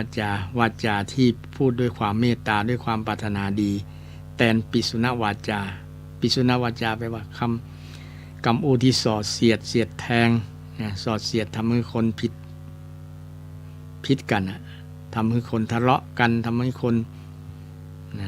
วิวาทกันกรรมอูเหล่านี้เป็นกรรมอูที่สร้างปัญหาควรงดมาใช้คำอูที่มีเมตตากรรมอูที่เป็นคำไพเราะบ่หยาบคายแทนคำพรุษวาทพรุษวาทคือคำหยาบคายเนี่ยคำด่าคำแจ้งคำพวกนี้เนี่ยเป็นคำที่ฟังแล้วบ่ลื่นหูบ่เพราะหูก็ควรหลีกเว้นนะเมื่อหลีกเว้นแล้วจะเป็นสัมมาวาจาวาจาที่ดีงามวาจาที่ถูกต้องนะและสัมภปลาภเนี่ยคือวาจาที่หาประโยชน์บ่ได้ว่าคำอูตีเลาะและคำอูตีหาสาระประโยชน์บ่ได้นะว่าไปเรื่อยว่าเกินความจริงว่าสิ่งที่นั้นน่ะมันหาประโยชน์บ่มีประโยชน์สักอย่างนะก็ควรละมาใช้คำอูที่เป็นประโยชน์นะคำอูที่เป็นประโยชน์นะคำอูที่เป็นประโยชน์คำอูที่บ่เป็นประโยชน์กันละซึ่งเป็นคำสอนของพระพุทธเจ้าสอนเกี่ยวกับเรื่องการใช้คำอูในการดำเนินชีวิตของคนเรานะมันใช้ตลอดเนาะเราอยู่กับคนได้สื่อสารกันได้กันก็นึกถึงหลักสัมมาวาจานี่แหละ4อย่างกรรมอูที่เราไปเนี่ยจริงก่อกรรมอูของเราไปเนี่ยปรารถนาดีมีเมตตาต่อคนนั่นก่อกรรมอูที่ไปเนี่ย มันหยาบคายเนี่ยไฟล้อหูกอเนี่ยถามตัวเก่าเนี่ยแล้วจะไม่ได้เกิดปัญหาพระเจ้าก็มีวิธีใช้เราใช้กรรมอูในการดำเนินชีวิตเพราะว่าทุกสังคมสื่อกันด้วยกรรมอูกรรมจาถึงแม้ว่าคนละภาษาก็ตามถ้าเป็นกรรมอูที่อยู่ในหลัก4ประการเนี่ยมันจะบ่มีปัญหามันจะมีปัญหามีศาสนาหนึ่งเป็นเน้นเรื่องกรรมอู เช่นคำอู้ที่ด้อยค่าประณามนะดูหมิ่นเหยียดหยามกันเนี่ยนะกรรมเหล่านี้เปิ้นยึดมากถ้าไผไปดูหมิ่นดูแคลนเปิ้นจะโคตรนะมันเป็นผลต่อจิตใจมันด้อยค่ามันไปประณามไปดูหมิ่นดูแคลนกันเนี่ยมันจะเป็นผลต่อจิตใจเขามากๆนะเขาจะบ่ยอมนะหรือแม้แต่พฤติกรรมต่างๆที่มันเป็นการล้อเลียนหรือมันเป็นอวจนภาษาที่มันใช้แทนคำอู้นะใช้แทนคำอู้เช่นนะสื่อต่างๆในโซเชียลเนาะนะสื่อต่างๆในโซเชียลนะที่เราได้อ่านข้อเห็นข้อแสดงความคิดเห็นนะออกมาแล้วมันจะเป็นผลกระทบต่อคนอ่านนะมันก็เป็นตัวแทนแทนกรรมอู้คนเนาะเช่นทางเฟซทางไลน์ทางอันอย่างต่างๆสื่อออนไลน์ต่างๆเนี่ยนะมันแทนกรรมอู้นี่ก็เป็นผลนะเป็นผลนะมีผลกระทบถ้ากรรมอู้ที่ม่วนเช่นนักการเมืองหัวพักหนึ่งกันแล้วกันเนาะ เนี่ยเปิดแคนดิเดตนายกรัฐมนตรีเนี่ยเปิ้นอู้ม่วนอาตมาก็ชอบนะเปิ้นบ่โต้ตอบนี่เปิ้นใจรักพุทธศาสนาเวลาหันพระหันเจ้าเปิ้นโอ้นอบน้อมเคารพเนี่ยอู้จาม่วนนี่อันนี้เป็นลักษณะของบุคคลที่ดำเนินชีวิตด้วยการใช้คำอู้คำจาด้วยกิริยามารยาทที่ดีงามตามหลักพุทธศาสนาเลยนะบ่ใช่ว่าคำอู้ที่มากระทบกระทั่งเสียดแทงกันนะปิสุนาวาจาทำให้คนพิษหัวกันเนี่ยเป็นคำอู้ที่นำไปสู่ปัญหานำไปสู่ความทุกข์นะฉะนั้นท่านผู้ฟังทั้งหลายการดำเนินชีวิตของคนเฮาเนี่ยก็เกี่ยวข้องกับมรรคมีองค์8ทั้งนั้นแหละแต่เฮาจะฮู้บ่ฮู้ทันเนาะลองถามตัวเก่าเฮาว่าเฮาดำเนินชีวิตตามมรรคมีองค์8นะมีองค์8ข้อนะข้อปฏิบัติที่จะนำหลุดพ้นจากปัญ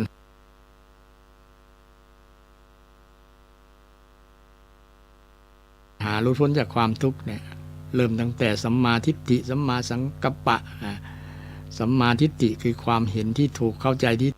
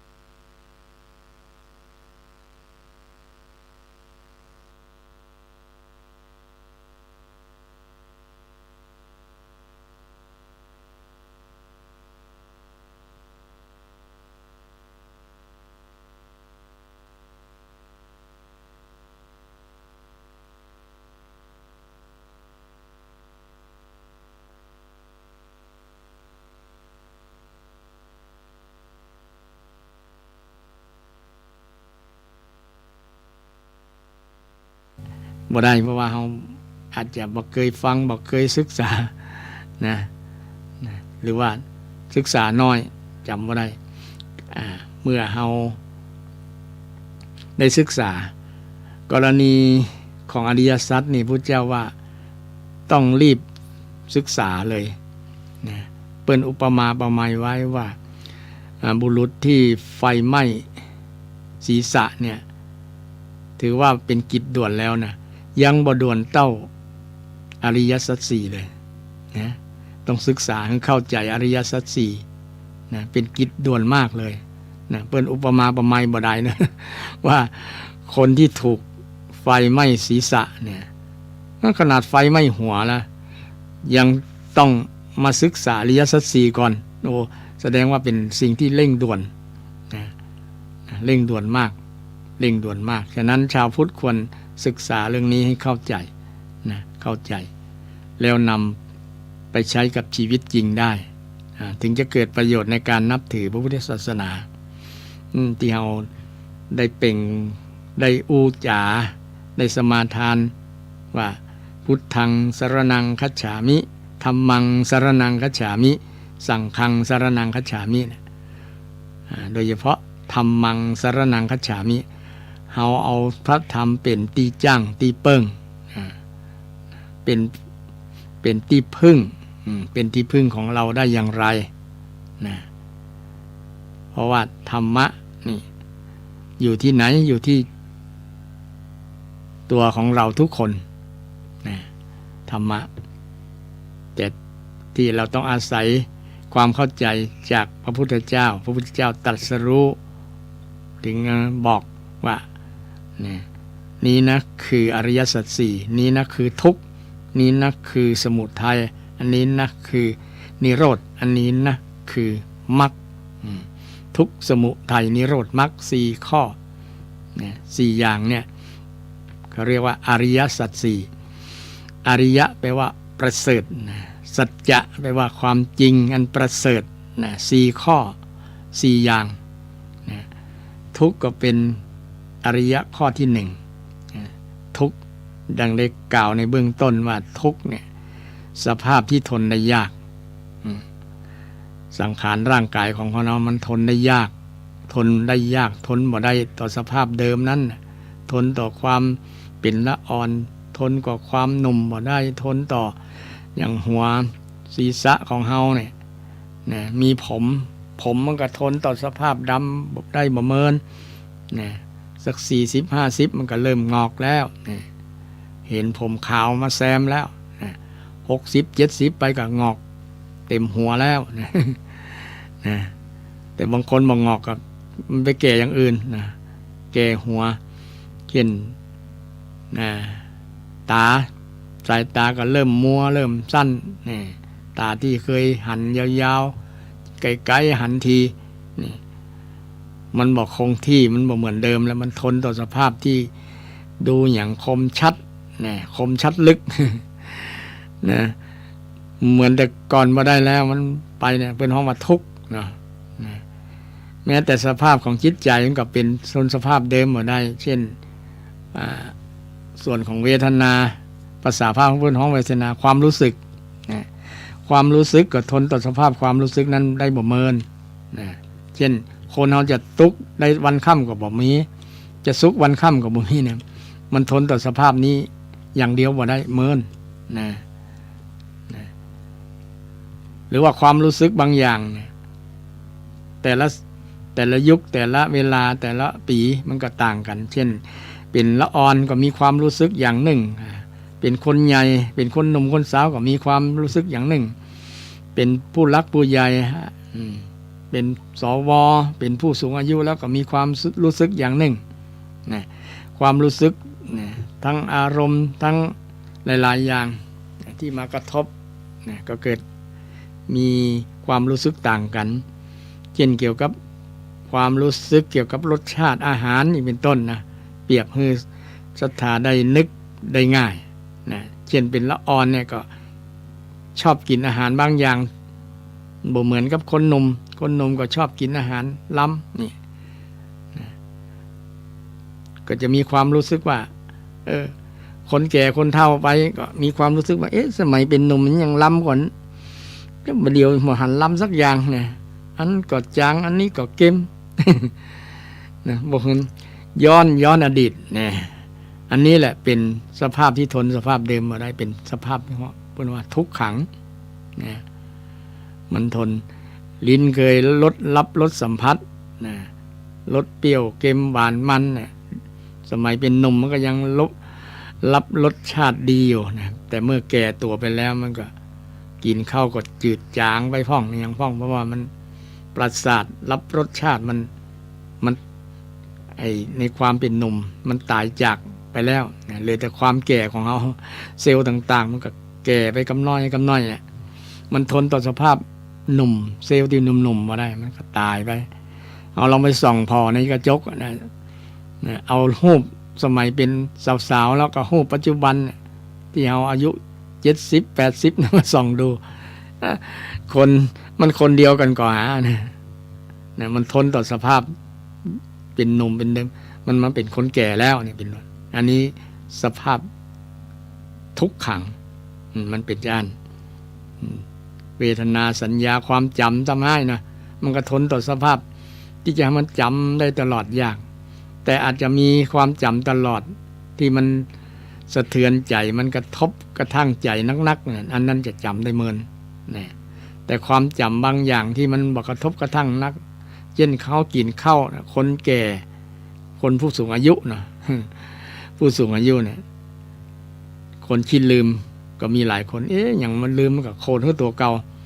ลืมหน้าลืมหลังเดี๋ยวก็เอานั้นไว้ลืมตีนะเอาไว้ไหนนะแม้แต่กินข้าวก็แต่เจ้ากินข้าวกับอย่างก็ลืมนะอันนี้ก็เป็นสิ่งที่ทนต่อสภาพเหมือนหนุ่มๆมาได้ความหนุ่มยังจำดีจำนั่นจำนี้แต่แก่ตัวไปแล้วแค่วันเนี้ยยังไปทำมันอย่างพ่องก็ยังจำมาได้ นี่เป็นสภาพที่ทนต่อสภาพเดิมทนสภาพหนุ่มเหมือนเดิมมาได้นะมันเป็นทุกครั้งชีวิตมันเป็นอย่างนี้นะความจำความคิดก็เหมือนกันนะความคิดนะภาษาพระเพื่อนว่าสังขารนะสังขารความคิดนี่ความคิดนะคิดปรุงแต่งนะครูบาอาจารย์เพื่อนว่าปรุงแต่งเหมือนกับปรุงอาหารนะเนาะกำอูกำจ่าปรุงอาหารคิดแล้วก็มาอูมาจ่าแสดงออกด้วยกำอูกำจ่านี่เป็นการปรุงแต่งนะปรุงแต่งความคิดของเราคิดสปะหลายอย่างสปะสเปดกล้วยเตดมะละกอเนี่ยคิดหลายอย่างคิดเรื่องนั้นเรื่องนี้คิดเรื่องลูกเรื่องหลานคิดเรื่องการเรื่องงานคิดเรื่องอนาคตคิดเรื่องอดีตแต่คนผู้สูงอายุเนี่ยบ่ค่อยคิดเรื่องอนาคตละเพราะมันไกลแล้วแต่จะคิดเรื่องอดีตนะติดใจในอดีตเนาะอะไรในอดีตอดีตเป็นอันม่วนนะแต่บัดเดียวว่าหันม่วนปล่อยหลวงบัดเดียวว่าหันมีคนนักบ่ม่วนอยู่บ้านดีกว่าเนี่ยเป็นต้น เพราะว่ามันมีประสบการณ์นักเนาะประสบการณ์ดีๆก็ฝังใจจำได้ดีนะเคยไปอันนั้นเคยไปทำบุญอันนี้เนี่ยจะประทับจิตประทับใจก็จะจำไม่เหมือนแต่ว่าสิ่งที่บ่ได้กำหนดจำมันก็จะจำยากมันก็จะลืมนะมันก็จะคิดหวนมาคิดเนี่ยเรื่องอดีตนะบ่อยากคิดเรื่องอนาคต นะคิดหรือคิดเรื่องปัจจุบันพุทธศาสนาเน้นเรื่องปัจจุบันนะอดีตมันผ่านไปแล้วเชื่อแง่อย่างบ่ได้นะมันผ่านไปแล้วแก้ไขก็บ่ได้หรอกจะย้อนเวลานะย้อนเวลาก็ย้อนบ่ได้นะย้อนถึงเป็นหนุ่มเป็นสาวใหม่ก็ได้บ่ได้นะอนาคตก็ยังบ่มาถึงบ่ว่าระหว่างวันพูดกับอนาคตอันไหนจะมาก่อนกันกับบ่ฮู้เนี่ยคนแก่คนเฒ่าบางคนว่าวันพูดกับอนาคตอันไหนจะมาก่อนกันหรือว่าชาติหน้านะอนาคตกับชาตินะวันพูดอันไหนจะมาก่อนกันก็บ่อยากคิดเนี่ยส่วนนักจะคิดเรื่องอดีตและปัจจุบันพุทธเจ้าสอนให้เน้นเรื่องปัจจุบันปัจจุบันขณะเนี้ยเดี๋ยวเนี้ยเอามีลมหายใจอยู่ก็ถือว่าเป็นบุญแล้วนะได้หายใจเป็นกุศลพุทโธนะหรือว่าสิ่งที่เป็นคุณงามความดีให้เรานึกถึงและลึกนึกถึงเป็นจาคานุสติจาคานุสติสิ่งที่เราเคยสละเคยกินเคยทานเราก็นึกถึงนึกสิ่งที่เป็นดีงามนึกสิ่งที่เป็นดีงามเนี่ยอยู่กับจิตกับใจเนี่ยก็ถือว่าเป็นโชคดีกับเราแล้วเรายังมีลมหายใจยังเป็นที่เปิ้งของลูกของหลาน ยังเป็นล่มโพล่มใจของลูกของหลานก็โปรดภาคภูมิใจนะศรัทธาท่านผู้ฟังส่วนนักส่วนหลายที่ฟังเทศน์ฟังธรรมเนี่ยส่วนนักจะอายุนักละนะเป็นผู้สูงวัยสวแล้วนะก็บ่นึกเงี้ยนึกเรื่องลูกเรื่องหลานนั่นแหละนะอนาคตลูกหลานเป็นห่วงเพราะว่าเป็นธรรมชาติของพวกคนแก่ผู้สูงอายุเป็นธรรมชาติของพ่อของแม่หรอนะเป็นห่วงลูกห่วงหลานตัวเก่าบ่ห่วงแล้วเพราะว่ามันปอตัวแล้วประมาณนั้นนะห่วงลูกห่วงหลานนี่แต่ก็ห่วงเรื่องบางคนห่วงเรื่องวัดห่วงเรื่องวาห่วงเรื่องศาสนาห่วงสปะเรื่องเนาะห่วงเรื่องการเมือง ว่าใครจะมาเป็นนายกคนต่อไปชีวิตจะดีขึ้นก็เขาจะเพิ่มเบี้ยยังชีพให้กอประมาณนั้นก็ จะคิดต่างๆนานาไปนะก็คิดสปะสเปดแต่เพื่อบอกให้มันคิดเรื่องต่างๆนานาเนี่ยมีวิธีแก้ในหลักพุทธศาสนาก็คือเอาใจมาอยู่กับกายเนี่ยนะบอกให้มันหนีกายนะอยู่กับลมนี่อานาปานสตินะศรัทธาอยู่คนเดียวลูกหลานนะก็ไปทำการทำงานอยู่บ้านคนเดียวนั่งกกๆเนาะ นะอยู่กับเนี่ยอยู่กับวิทยุอยู่กับธรรมะเนี่ยอยู่กับลมหายใจนี่แหละสุดยอดละเป็นเปื้อนธรรมะเนี่ยธรรมะเป็นเปื้อนที่ดีศรัทธาธรรมะนึกถึงพระพุทธพระธรรมพระสงฆ์พุทธานุสติธรรมานุสติสังฆานุสติเนี่ยเป็นเปื้อนที่ดีมากๆศรัทธาบ่มีภัยเปื้อนดีจะอยู่กับเราตลอดนอกจากพระรัตนตรัยนี่แหละอยู่จนลมหายใจสุดท้ายลูกหลานบางคนอาจจะบางคนพ่อแม่ ตายละก็มีนะบ่มาพ่อมากอยนะมาเมื่อลุนบุญว่าจะได้ทรัพย์สมบัติอันใดก็มีบางคนนะบอกให้ความสนใจปล่อยปะละเลยพ่อแม่โอ้เป็นตาอินดูบางคนนะเป็นสังคมที่ลืมพระคุณพ่อพระคุณแม่จริงๆบางครั้งก็น่าหันใจลูกหลานเนาะก็เปิ้นไปทำการทำงานแต่เดี๋ยวนี้ก็ยังดียังแฟนน้อยมีสื่อโทรศัพท์ติดต่อหันหน้าหันตาอู้จากันได้แต่ปีไหนก็จะมาสักครั้งปีใหม่เดือนปีใหม่ก็มาปะมาให้กำลังใจมาอู้มาจาเพราะว่าคนแก่คนเฒ่าส่วนนักผู้สูงอายุเนาะก็อยากจะอยู่ใกล้ๆลูกใกล้ๆหลานนะก็อยากจะมีคนอู้โต้ยนะแต่เดี๋ยวนี้ก็อย่างว่าละสังคมมันเปลี่ยนไปเนาะลูกหลานก็ไปทำการงานไกลกรุงเทพกรุงไทยนะหรือที่ไกลๆต่างจังหวัดนะมันเมินกับมาเตื้อก็เลยอยู่คนเดียวนะอยู่กับสุนัขอยู่กับหมากับแมวบางคนนะแต่สิ่งหนึ่งที่เราอยู่ได้โดยตลอดสิ่งอื่นๆลูกหลานอาจจะพลาดพลาดหรือจะจากเขาไปบ่มาเยี่ยมเขาก็บอกเป็นยังบ่ต้องไป